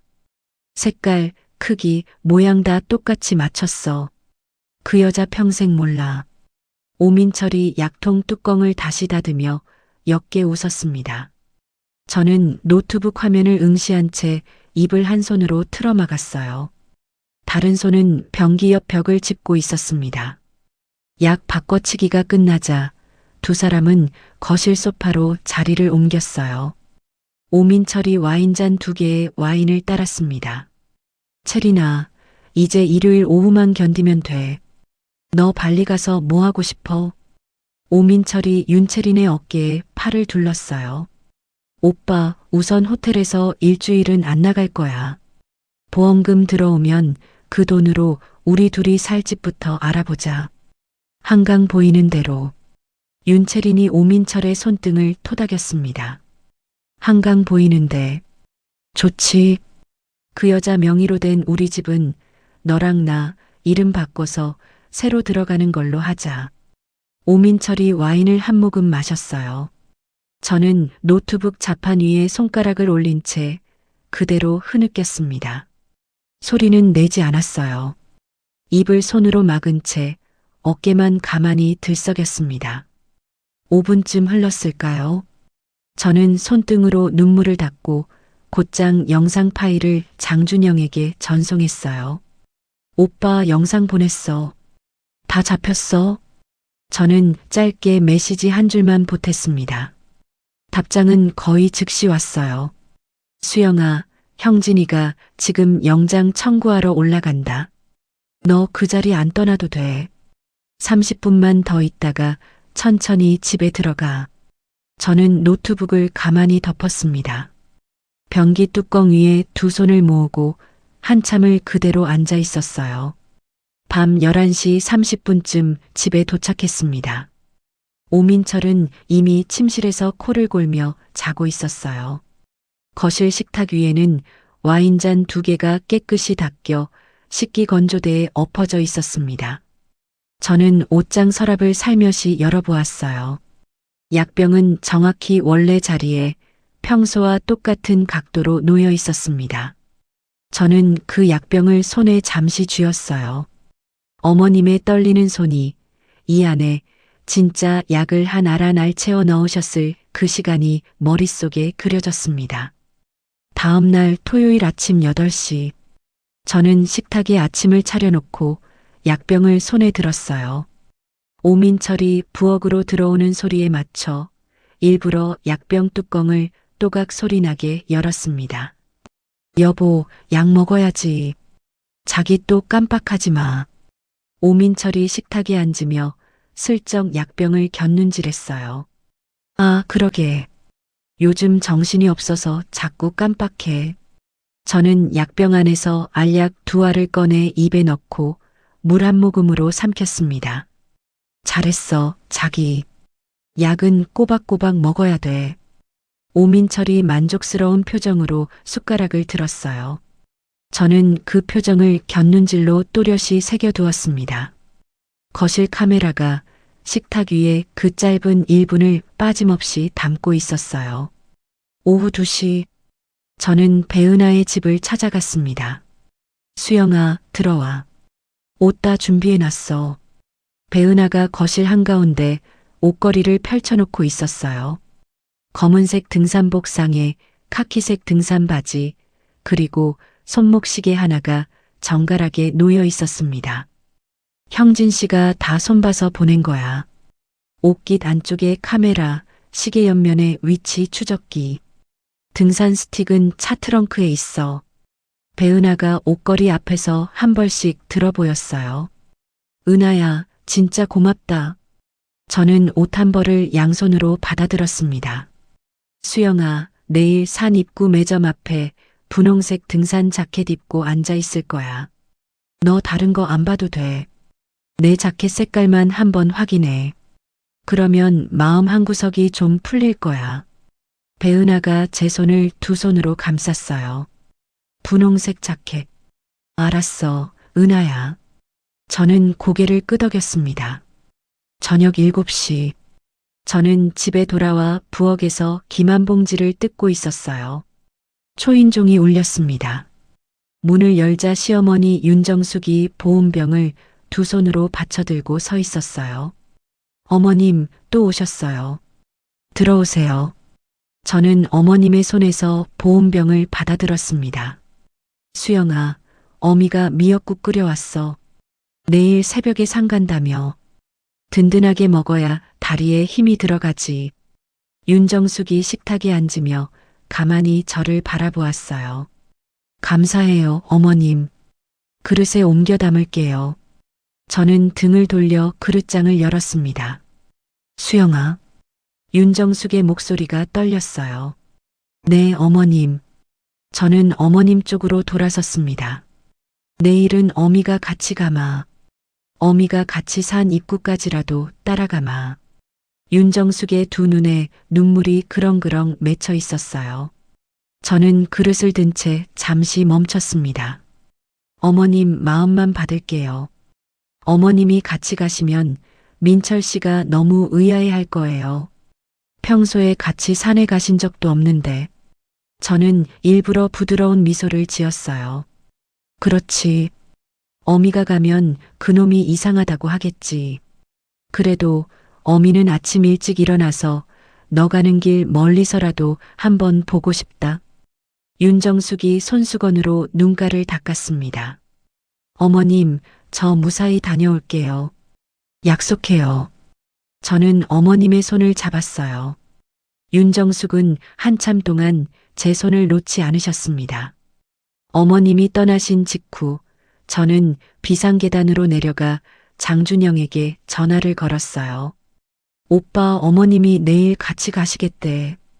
막았어. 그런데 어머님 따로 보호 좀 부탁해. 너무 마음 졸이실 것 같아. 저는 한 호흡으로 말했습니다. 걱정 마, 수영아. 어머님 댁 앞에 우리 사람 2명 붙일게. 어머님 동선도 우리가 지킨다. 장준영이 단호하게 답했어요. 밤 11시. 저는 침실 천장을 향해 똑바로 누웠습니다. 오민철은 평소처럼 옆자리에서 코를 골며 깊이 잠들어 있었어요. 저는 가만히 두 손을 가슴 위에 모았습니다. 이제 몇 시간 뒤면 저는 그 산에 올라야 했어요. 내가 정말 살아 돌아올 수 있을까? 한 번쯤은 그런 질문이 마음 한구석을 스쳤습니다. 저는 2주먹을 슬며시 쥐었어요. 한수영, 너는 절대 안 죽어. 죽는 사람은 결국 저 2사람이야. 저는 입속으로 천천히 한자 한자 새겨 넣었습니다. 오민철이 잠결에 뒤척이며 제 손등을 잡았어요. 저는 그 손을 가만히 마주 쥐었습니다. 그 손이 내일 어떤 손으로 변할지 저는 이미 알고 있었어요. 창밖 가로등 불빛이 침실 천장 한 귀퉁이에 길게 늘어져 있었습니다. 저는 그 빛 한 줄기를 한참 동안 응시했어요. 일요일 새벽 5시. 저는 침대에서 천천히 몸을 일으켰어요. 밤새 한숨도 못 잤지만 거울 앞에 선 제 얼굴은 거짓말처럼 평온했습니다. 여보, 일어나. 5시야. 출발해야지. 저는 오민철의 어깨를 가볍게 흔들었어요. 벌써. 우리 자기 부지런하네. 오민철이 기지개를 켜며 환하게 웃었습니다. 콩나물국 끓여놨어. 든든하게 먹고 가자. 산에서 힘 빠지면 큰일이지. 저는 일부러 한마디 한마디를 또박또박 말했어요. 우리 자기 진짜 천사다. 내가 무슨 복이 많아서 자기랑 살까. 오민철이 침대에서 일어나 제 어깨를 감쌌습니다. 저는 그 손길을 가만히 받았어요. 새벽 6시. 저는 어제 배은하의 집에서 받아온 검은 등산복 상의를 입었어요. 옷깃 안쪽 솔기에 작은 카메라가 한 점, 손목시계 옆면에 위치 추적기가 또 한 점 박혀 있었습니다. 신발장 앞에 선 저는 잠시 그 자리에 멈춰 섰어요. 신발장 한가운데에는 윤채린이 회사로 보내온 그 등산화가 가지런히 놓여 있었습니다. 그리고 그 바로 옆칸에 똑같이 생긴 등산화 한 켤레가 더 놓여 있었어요. 며칠 전 장준영이 직접 사와서 제 손에 쥐어준 신발이었습니다. 수영아, 그날 신어야 할 신발은 이거야. 미끄럼 방지 홈 한 줄도 안 갈린 멀쩡한 거. 윤채린이 보낸 건 신발장 그대로 두고 아침에 나가기 전에 신발만 살짝 바꿔 신어. 그놈은 절대 알아채지 못한다. 장준영이 그날 카페 구석자리에서 제 손에 신발 상자를 쥐어주며 말했었어요. 저는 오민철이 거실에서 양말을 신느라 등을 돌리고 있는 사이 윤채린이 보낸 등산화는 신발장 윗칸에 그대로 올려두고 장준영이 사온 멀쩡한 동산화를 발에 신었습니다. 두 신발은 같은 회사, 같은 모델, 같은 사이즈였어요. 오민철의 눈으로는 절대 구별할 수 없었습니다. 여보, 등산 스틱 챙겨야지. 트렁크에 실어놨어. 오민철이 현관에서 큰 소리로 외쳤어요. 응, 다 챙겼어. 나가자. 저는 현관문을 닫고 엘리베이터에 올랐습니다. 엘리베이터 거울 속에서 오민철은 제 어깨를 감싼 채 콧노래까지 흥얼거리고 있었어요. 그 콧노래가 어찌나 가벼운지 마치 단풍놀이 가는 신혼부부처럼 보였습니다. 지하 주차장에서 차에 오르자 오민철이 운전석에 앉으며 말했어요. 자기 졸리면 자. 3시간 걸려. 가리왕산까지. 응, 좀 잘게. 어제 잠을 잘 못 잤네. 저는 조수석 등받이를 살짝 뒤로 젖히고 눈을 감았습니다. 하지만 한쪽 눈은 가늘게 뜨고 있었어요. 차가 고속도로에 올라선 지 30분쯤 지났을까요? 오민철이 한 손으로 운전대를 잡은 채 다른 손으로 휴대폰을 들었습니다. 화면을 톡톡 두드리는 소리가 들렸어요. 출발했다. 1시쯤 정상 부근. 오민철이 입속으로 작게 중얼거리며 메시지를 보냈습니다. 저는 자는 척하며 손목 시계를 슬며시 옷소매 밖으로 빼냈어요. 시계 옆면이 오민철의 휴대폰 화면을 정확히 향하도록 각도를 조정했습니다. 카메라가 또렷이 잡아주기를 마음속으로 빌며 다시 눈을 감았어요. 오전 9시 30분. 가리왕산 등산로 주차장에 도착했습니다. 이른 시간이라 등산객이 그리 많지는 않았어요. 차에서 내려 등산화 끈을 묶는 저를 멀리서 분홍색 등산 자켓을 입은 여자 한 명이 매점 앞 의자에 앉아 가만히 바라보고 있었습니다. 배은하였어요. 저는 자켓 색깔을 한번 확인하고 다시 등산화 끈으로 시선을 내렸습니다. 가슴 한쪽이 따뜻해졌어요. 조금 떨어진 곳에서는 등산복을 입은 노영진이 일행으로 보이는 남자들과 농담을 주고받으며 지도를 펼쳐보고 있었습니다. 별동대 형사들이었어요. 여보, 천천히 올라가자. 자기 무리하지 말고. 오민철이 제 손을 잡았습니다. 응, 천천히 가자. 저는 오민철의 손을 마주잡고 산길 입구로 발걸음을 옮겼어요. 같은 시각, 가리왕산 반대편 하산 지점. 윤채리는 자신의 흰색 차량 트렁크 앞에 서 있었습니다. 트렁크 안쪽에서 위조된 유서 한 장과 빈 약통 하나를 꺼냈어요. 윤채리는 손수건을 꺼내 약통 표면을 정성스럽게 닦았습니다.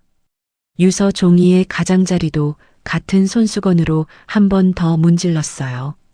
오빠 다 닦았어. 너 손자국만 안 남기면 돼. 윤채린이 휴대폰으로 짧은 메시지를 보냈습니다. 그 시각 50m 떨어진 자리. 검은색 세단 운전석에 장준영이 앉아 있었어요.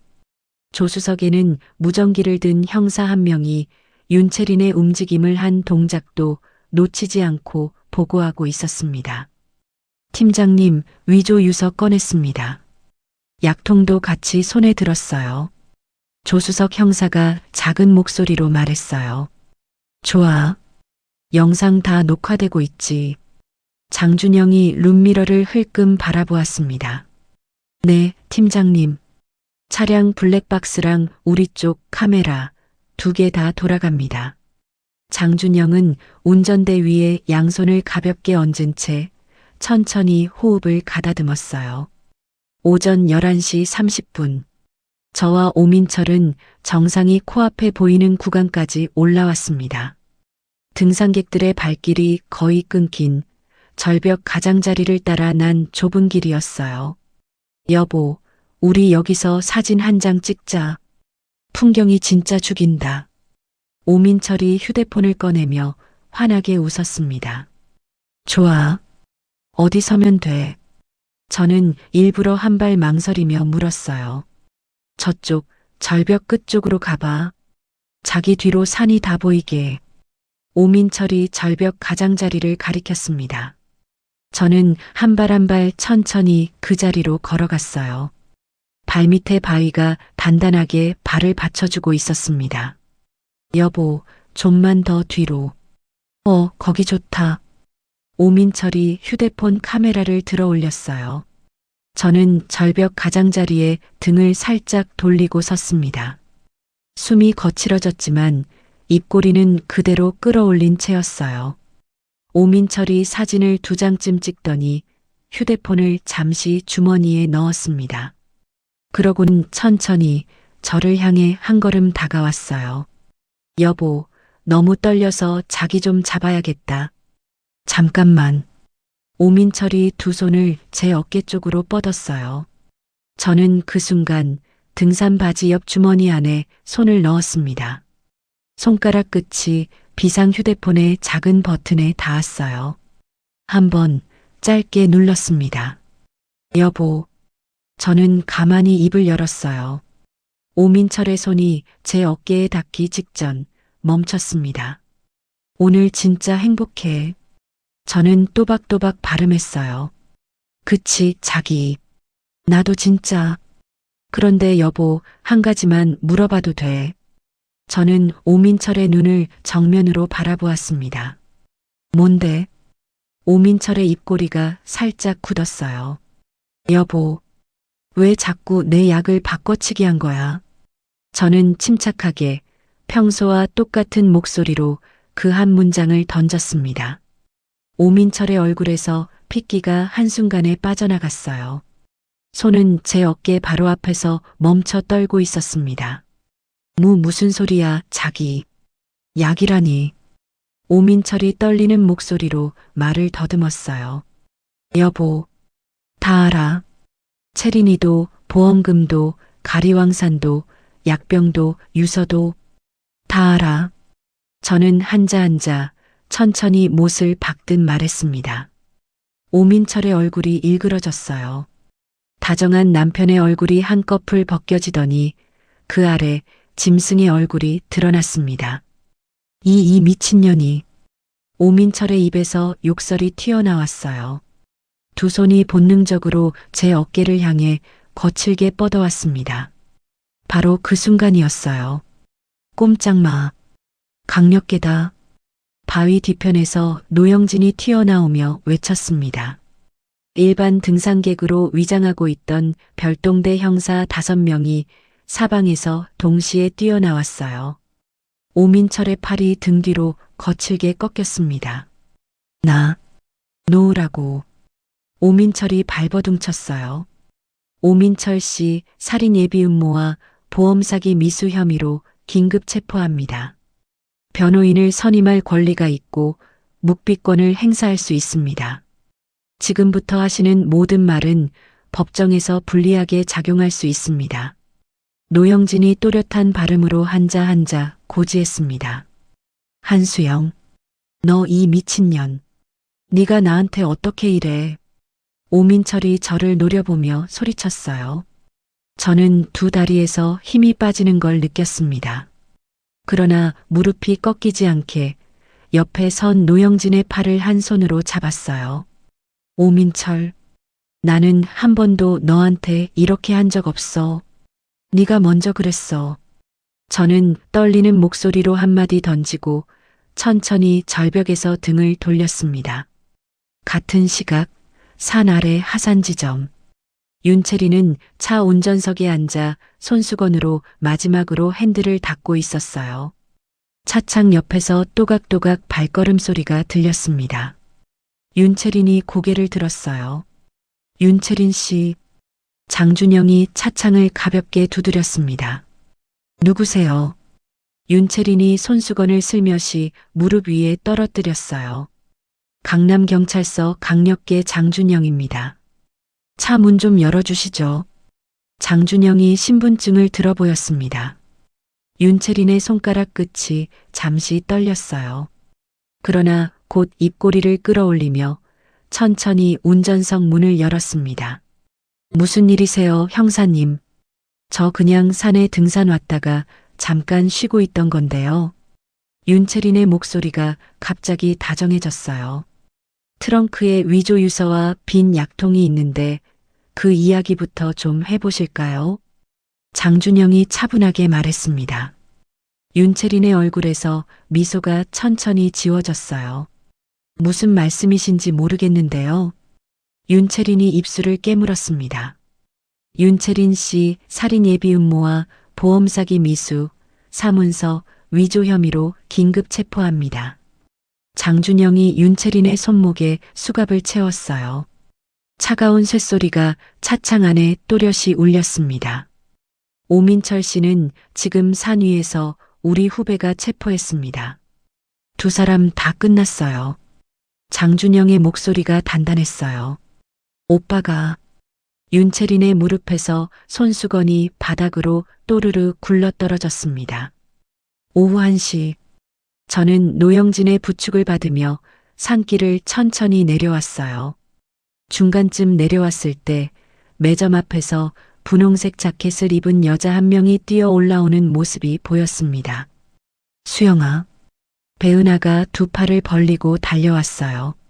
은하야. 저는 배은하의 어깨에 얼굴을 묻었습니다.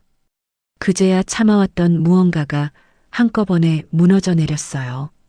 어깨가 들썩이며 소리 없이 흐느꼈습니다. 수영아, 다 끝났어. 너 살았어. 살아서 내려왔어. 배은하가 제 등을 토닥였어요. 산 아래 주차장에는 강력계 경찰차 한 대가 시동을 켠 채 저를 기다리고 있었습니다. 저는 배은하의 손을 잡은 채 천천히 차에 올랐어요. 조수석 창문 너머로 가리왕산이 멀어지기 시작했습니다. 서울로 돌아오는 차 안에서 저는 가만히 두 손을 무릎 위에 모았어요. 이 사건은 분명 오늘 끝났습니다. 그런데 마음 한구석에 묵직한 무언가가 여전히 남아 있었어요. 어머님 윤정숙. 6개월 동안의 그 침묵. 어머님이 어디까지 알고 계셨는지, 그리고 왜 끝까지 신고 한 통 하지 못하셨는지. 저는 차창에 이마를 가만히 기대고 멀어지는 풍경을 한참 동안 응시했습니다. 다음 날 아침 9시 강남경찰서 1층 출입문이 열리고 시어머니 윤정숙이 천천히 안으로 들어섰어요. 손에는 작은 보온병 하나가 들려 있었습니다. 저는 장준영과 함께 1층 로비에서 어머님을 기다리고 있었어요. 어머님. 저는 자리에서 일어나 어머님께 다가갔습니다. 수영아, 어미 왔다. 윤정숙이 보온병을 가슴 앞으로 끌어안았어요. 어머님의 어깨가 한 뼘은 작아 보였습니다. 어머님, 이쪽으로 오세요. 조용한 방으로 모실게요. 장준영이 어머님께 정중히 고개를 숙였어요. 3층 작은 면담실. 어머님은 의자에 앉자마자 보온병 뚜껑을 천천히 돌렸습니다. 김이 모락모락 올라오는 차 한 잔을 한 모금 마시고서야 비로소 입을 여셨어요. 수영아, 장 형사. 어미가 오늘 다 털어놓고 가려고 왔다.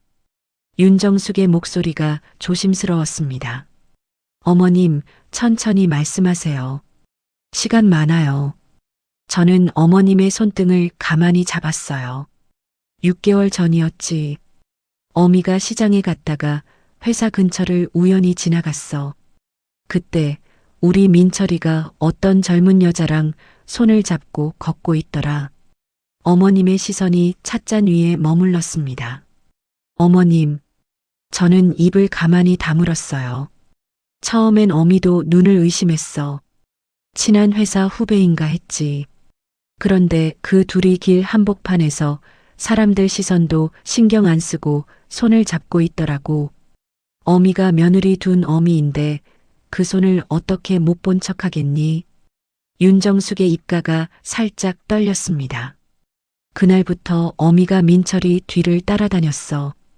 어미 나이에 무슨 미행이냐 싶었지만 안 할 수가 없더라.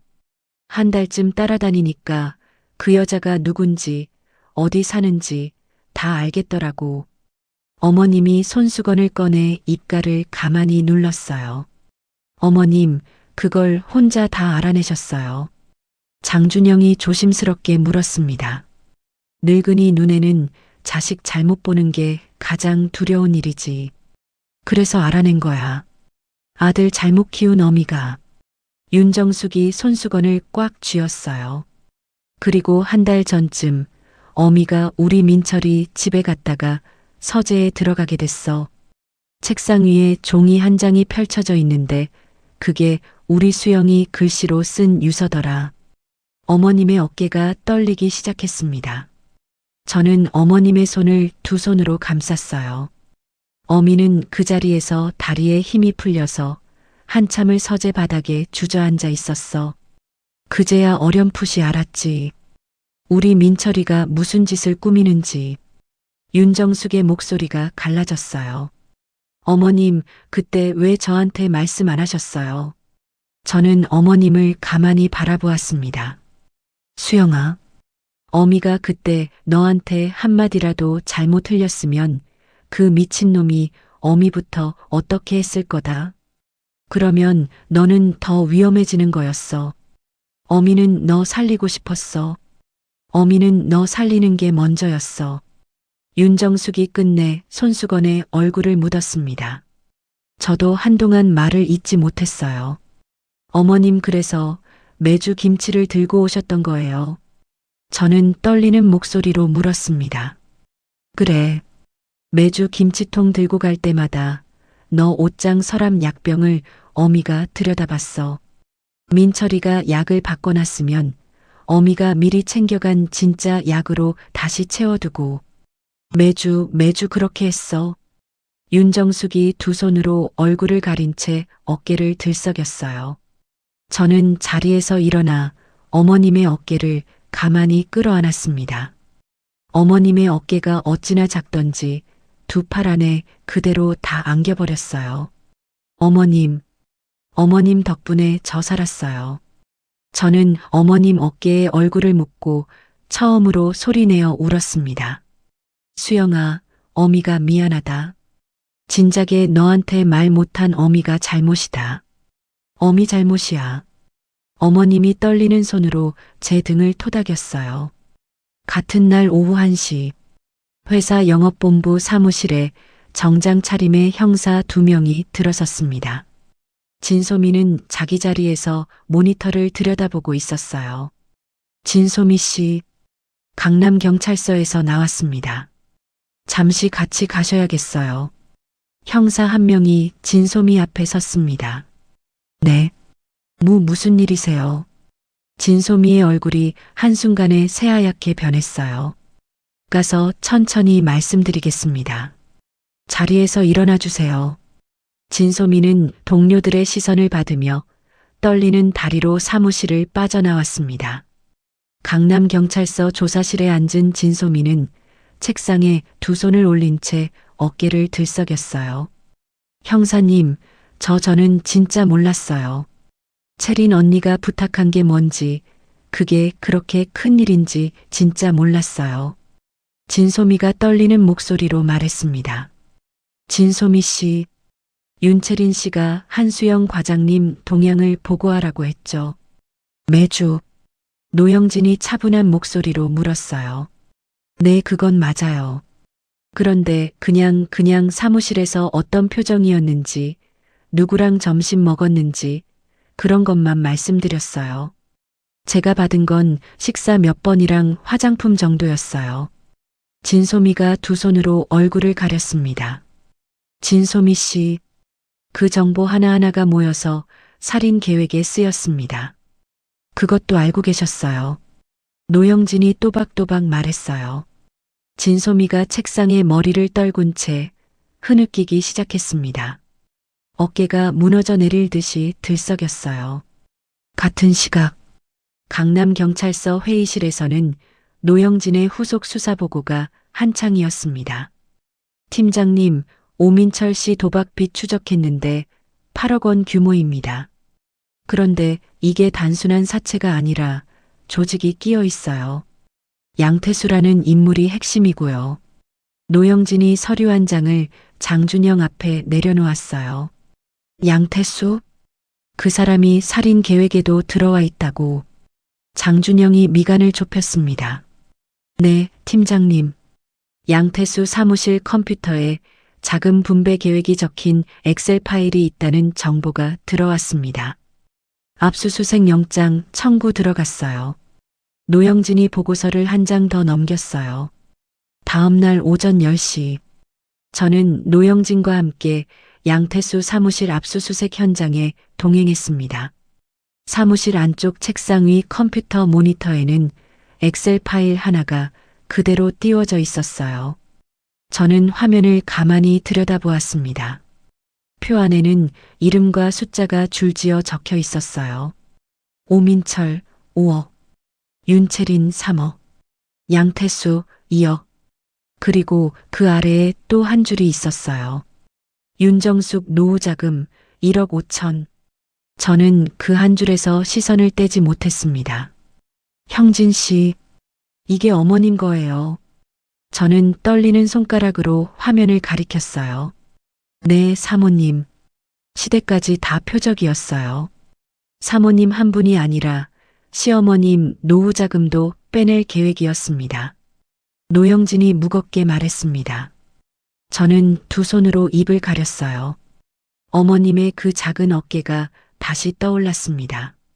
매주 김치통을 들고 무거운 발걸음으로 한층 위 며느리 집 계단을 오르시던 그 모습이요. 그날 저녁 7시. 저는 배은하와 작은 한정식 집에서 마주 앉았어요. 수영아, 진짜 끝났네. 배은하가 술잔을 들었습니다. 은하야, 너 아니었으면 나 정말 못 버텼어. 저는 배은하의 잔에 제 잔을 부딪혔어요. 수영아, 나도 한 가지 짐 내려놨다. 5년 동안 진짜 무거웠어. 너한테 말 못한 게. 배은하의 눈가가 살짝 붉어졌습니다. 은하야, 그건 이제 다 끝난 이야기야. 우리 다시 시작하자. 저는 배은하의 손을 잡았어요. 두 사람의 손이 한참 동안 식탁 위에 포개져 있었습니다. 저녁 9시. 저는 구치소 면회실 유리병 너머에 앉아 있었어요.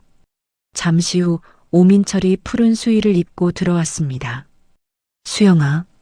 오민철이 자리에 앉으며 제 이름을 불렀어요. 저는 아무 말 없이 오민철을 바라보았습니다. 수영아. 내가 정말 미친놈이었어. 도박 빚 때문에 머리가 어떻게 됐었나 봐. 그런데 나는 자기를 사랑하지 않은 적은 한 번도 없었어. 오민철이 유리벽에 두 손을 가져다 댔어요. 저는 천천히 자리에서 일어났습니다. 여보, 수영아, 한마디만 해줘. 오민철이 다급한 목소리로 말했어요. 저는 유리벽 너머의 오민철을 가만히 내려다보았습니다. 오민철, 너는 나를 사랑한 적이 없었어. 단 하루도. 저는 그 한마디를 남기고 면회실 문을 밀었어요. 복도를 걸어 나오는 동안 등 뒤에서 오민철이 무어라 외치는 소리가 들렸습니다. 저는 한 번도 돌아보지 않았어요. 밤 10시. 저는 거실 소파에 혼자 앉아 있었어요. 휴대폰이 짧게 울렸습니다. 시어머니 윤정숙이었어요. 수영아, 어미다. 수화기 너머에서 어머님의 목소리가 잠겨 있었습니다. 어머님 들어가셨어요. 식사는 하셨고요. 저는 휴대폰을 두 손으로 잡았어요. 수영아, 어미가 그 집을 정리하려고 한다. 같은 아파트 단지에 사는 게 너한테 무슨 도움이 되겠니? 어미가 멀리 가마. 어미는 그만 너 곁을 떠나는 게 도리야. 어머님의 목소리가 떨렸습니다. 어머님. 저는 자리에서 일어났어요. 어머님, 어디 가시면 안 돼요. 어머님, 그 집에서 한 발짝도 나가지 마세요. 저는 단호하게 말했습니다. 수영아, 어머님이 6개월 동안 저 살리셨잖아요. 이번엔 제가 어머님 살릴 차례예요. 어머님, 저랑 같이 살아요. 우리 두 사람이 가족이잖아요. 저는 한 호흡으로 말했어요. 수화기 너머에서 어머님의 흐느낌이 작게 들려왔습니다. 수영아, 어미가 무슨 자격으로 너랑. 어머님, 자격은 어머님이 가장 많으세요. 어머님이 저 살리신 그 손으로 이제 저랑 같이 사세요. 저는 휴대폰을 가슴에 끌어안았어요. 통화를 끊고 저는 빈 거실 소파에 가만히 앉았습니다. 탁자 위에 놓인 사진 한 장을 들어보았어요. 승진 파티 날 윤채린이 제 팔에 자기 팔을 끼고 환하게 웃던 그 사진이었습니다. 저는 사진을 두 손으로 잡고 천천히 반으로 접었어요. 그리고 옆자리에 내려놓았습니다. 거실 시계 초침 소리가 또각또각 빈 공간을 가만히 채우고 있었어요. 저는 두 손을 무릎 위에 모았습니다. 이 사건은 분명 끝났어요.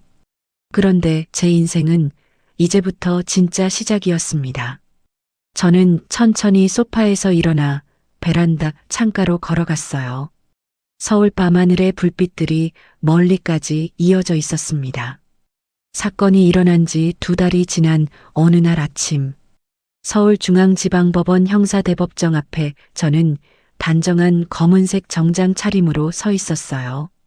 옆에는 어머님 윤정숙과 배은하가 함께 있었습니다. 수영아, 어미 손잡거라. 윤정숙이 떨리는 손을 내미셨어요. 어머님, 우리 같이 들어가요. 저는 어머님의 손을 꽉 잡았습니다. 수영아, 나도 옆에 있을게. 배은하가 제 다른 쪽 손을 잡았어요. 법정 안. 피고인석에는 오민철, 윤채린, 양태수, 진소미 4사람이 차례로 입정해 자리에 앉았습니다. 오민철은 고개를 푹 숙인 채 한 번도 제 쪽을 보지 못했어요. 윤채린은 입술을 깨물고 앞만 노려보고 있었습니다.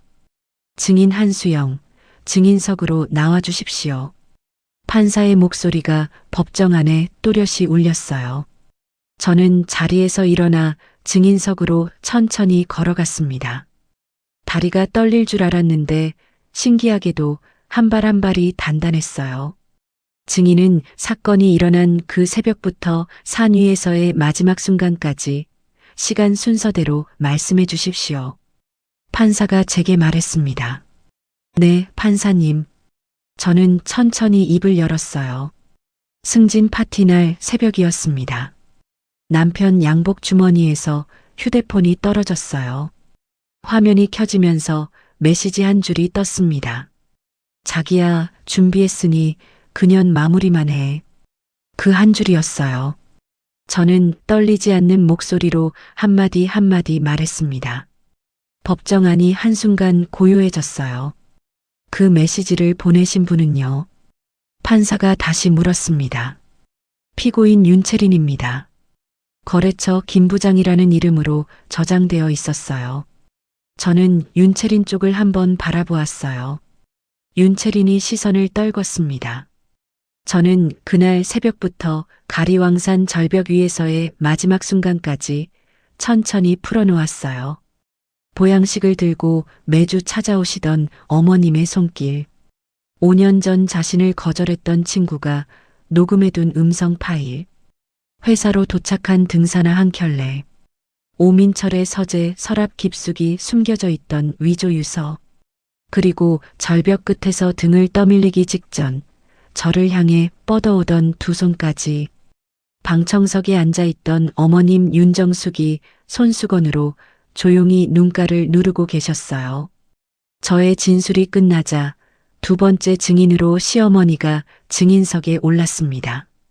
어머님은 떨리는 손으로 마이크를 잡으셨어요. 어미가 6개월 동안 아들놈 짓을 어렴풋이 알면서도 신고 한 통 못했습니다. 그 죄 여기 며느리 앞에서 다 받겠습니다. 윤정숙의 목소리가 갈라졌습니다. 어미가 매주 며느리 집에 김치를 들고 갔어요. 그 김치통 안쪽에서 며느리 약병을 진짜 약으로 다시 채워두는 일을 했습니다. 그게 어미가 며느리한테 할 수 있는 전부였어요. 윤정숙이 손수건으로 입을 가렸어요. 방청석에서 작은 박수가 한두 번 들렸습니다. 누군가는 길게 한숨을 내쉬었어요. 저는 증인석에서 어머님을 향해 가만히 고개를 숙였습니다. 선고일. 판사의 목소리가 법정 안에 울렸어요. 피고인 오민철, 징역 22년. 피고인 윤채린, 징역 25년. 피고인 양태수, 징역 7년. 피고인 진소미, 징역 4년. 저는 자리에서 미동도 없이 선고문을 끝까지 들었어요. 오민철이 두 손으로 얼굴을 감싸 쥐고 어깨를 들썩였습니다. 윤채리는 의자 등받이에 등을 그대로 기댄 채 한쪽 손으로 머리카락을 쓸어 넘겼어요. 저는 자리에서 일어나 법정 문을 향해 천천히 걸었습니다. 법정 밖 복도에서 어머님이 두 팔을 벌리셨어요. 수영아. 윤정숙이 떨리는 목소리로 저를 부르셨습니다. 저는 어머님의 품에 가만히 안겼어요. 어머님의 등이 어찌나 작던지 두 팔 안에 그대로 다 들어왔습니다. 다음 날 오전, 저는 회사 인사부 앞에 정장 차림으로 서 있었어요. 손에는 사직서 한 장이 들려 있었습니다. 한 과장님, 진짜 그만두시는 거예요. 인사부 직원이 사직서를 받으며 눈을 동그랗게 떴어요. 네. 15년 다녔으니 이제 좀 쉬어보려고요. 저는 역게 미소 지었습니다. 마지막 퇴근길. 사무실 동료들이 박수를 쳐주셨어요. 한 과장님, 그동안 정말 고생하셨어요. 건강하세요, 과장님. 어디 가서든 잘 사실 거예요. 저는 한 분 한 분 손을 잡으며 인사를 나눴습니다. 자리로 돌아와 마지막으로 옆자리를 가만히 바라보았어요. 한때 진소미가 앉아 차 한 잔을 건네던 그 자리는 비어 있었습니다. 저는 가방을 들고 사무실 문을 나섰어요. 한 달 뒤, 저는 제 명의로 들어있던 모든 보험을 해지했습니다. 환급금 전액을 가정폭력 피해 여성쉼터와 보험사기 피해자 지원단체 두 곳에 나누어 보냈어요. 같은 날 오후 작은 출판사 대표가 제 앞에 앉아 계약서를 내밀었습니다. 한수영 작가님 이야기는 분명 누군가를 살릴 거예요. 대표가 두 손으로 만년필을 건네셨어요. 저는 만년필을 받아 계약서 위에 천천히 제 이름을 적었습니다. 그날 저녁, 어머님 윤정숙이 저희 집 식탁에 마주 앉으셨어요. 수영아, 어미가 평생 모은 돈이 좀 있다. 많지는 않다만 너한테 보태고 싶어. 윤정숙이 통장 한 권을 식탁 위에 올려놓으셨습니다. 어머님 안 돼요. 어머님 노후자금이잖아요. 저는 통장을 도로 어머님 쪽으로 밀었어요. 수영아, 어미가 이 돈을 그 미친놈한테 뺏길 뻔했어. 양태수라는 인간한테 1억 5천을 줄 뻔했지. 그 돈 어차피 죽은 돈이었어. 너 아니었으면 어미한테 남지도 않았을 돈이야. 윤정숙이 통장을 다시 제 앞으로 밀어놓으셨습니다. 어머님, 저는 통장을 두 손으로 잡았어요. 수영아, 어미랑 너랑 작은 가게 하나 차리자. 같이. 어미가 평생 김치 하나는 잘 담그잖니. 윤정숙이 역게 웃으셨어요. 어머님의 얼굴에 모처럼 웃음이 번졌습니다. 어머님이랑 카페 한번 해볼까요? 어머님 김치도 같이 팔고. 저는 어머님의 손을 잡았어요.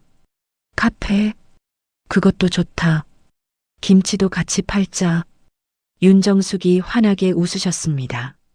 석 달 뒤, 저는 동네 골목 끝자락에 작은 카페 하나를 열었어요. 간판에는 어머님이 손수 쓰신 글씨가 걸렸습니다. 봄날, 개업식 날 배은하가 큰 화환을 들고 가장 먼저 카페 문을 열었어요. 수영아, 진짜 차렸네. 진짜 차렸어. 배은하가 두 팔을 벌리며 저를 안았습니다. 은하야, 너 단골 등록 1호다. 평생 커피값은 받지도 않을 거야. 저는 배은하의 어깨를 토닥였어요. 수영아, 그러면 내가 매일 와도 돼. 배은하가 환하게 웃었습니다. 카페 문이 다시 열렸어요. 장준영이 손에 작은 꽃다발 하나를 들고 들어왔습니다. 수영아, 늦었다. 장준영이 꽃다발을 내미셨어요. 오빠, 와줘서 고마워. 저는 꽃다발을 두 손으로 받았습니다. 앞으로 이 동네에 자주 와야겠다. 우리 강남경찰서랑 좀 멀긴 한데. 장준영이 머쓱하게 웃었어요. 오빠, 자주 와. 커피값은 받을 거지만. 저는 장난스럽게 웃었습니다. 장준영은 카페 창가 자리에 앉아 어머님이 내려주신 커피 한 잔을 천천히 마셨어요. 사건의 종결 후 1년이 흐른 어느 봄날 저녁이었습니다. 저는 카페 창가 자리에 혼자 앉아 있었어요. 어머님은 주방에서 김치 한 통을 새로 담그고 계셨고 배은하는 1시간 전에 가게에 들렀다 막 돌아간 참이었습니다. 창밖으로 노을이 천천히 내려앉고 있었어요. 거리에 가로등이 하나씩 켜지기 시작했습니다. 문이 열리는 작은 종소리가 들렸어요. 수영아, 오늘은 늦지 않았지. 장준영이 카페 안으로 들어섰습니다. 오빠, 오늘은 일찍 왔네. 저는 자리에서 일어나 커피 한 잔을 내렸어요. 장준영이 제 맞은편 자리에 앉았습니다. 두 사람 사이에 김이 모락모락 올라오는 커피잔 2개가 놓였어요. 수영아, 다음 주말에 가까운 산 한번 가볼래? 장준영이 커피잔을 들며 말했습니다. 저는 잠시 멈췄어요. 산. 저는 작게 입속에서 그 한자를 굴렸습니다. 수영아, 미안. 내가 생각 없이. 장준영이 잔을 내려놓았어요. 오빠, 괜찮아. 가자, 산. 이번엔 오빠랑 가는 거니까. 저는 옅게 웃었습니다. 장준영이 마주 웃었어요. 저는 식어버린 제 커피잔을 두 손으로 감쌌습니다. 1년 전 그 새벽 떨리는 손으로 남편의 휴대폰을 들어 올리던 저를 잠시 떠올렸어요. 그 한 줄의 메시지를 보지 못했더라면 오늘 이 자리에 앉아 노을을 바라보는 저는 존재하지 않았겠죠. 저는 커피잔을 천천히 들어 한 모금 마셨어요. 봄밤의 공기가 카페 유리문 너머에서 부드럽게 흘러들고 있었습니다. 여러분, 여기까지 한수영 씨의 사연이었습니다. 새벽 1시 떨리는 손으로 들어 올린 그 한 통의 휴대폰이 한수영 씨의 인생을 송두리째 바꿔놓았습니다. 15년 동안 헌신해온 아내의 자리. 사실은 보험금 20억짜리 표적이었다는 사실 앞에서 그분이 무너지는 대신 선택한 것은 차가운 이성과 진짜 가족이었어요. 시청자 여러분도 살아오시면서 가까운 사람에게 받은 상처 한 번쯤은 가슴에 묻고 계시지 않나요? 세월이 약이라는 말도 있지만 어떤 상처는 정면으로 마주해야만 비로소 아무는 법이지요. 인생의 절반을 지나오신 여러분, 부디 더 이상 누군가의 짐을 짊어지느라 자기 자신을 잃지 마시길 바랍니다. 오늘 사연 재밌게 들으셨다면 구독과 좋아요 눌러주시고 시청자분들의 생각을 편하게 적어주시면 감사합니다.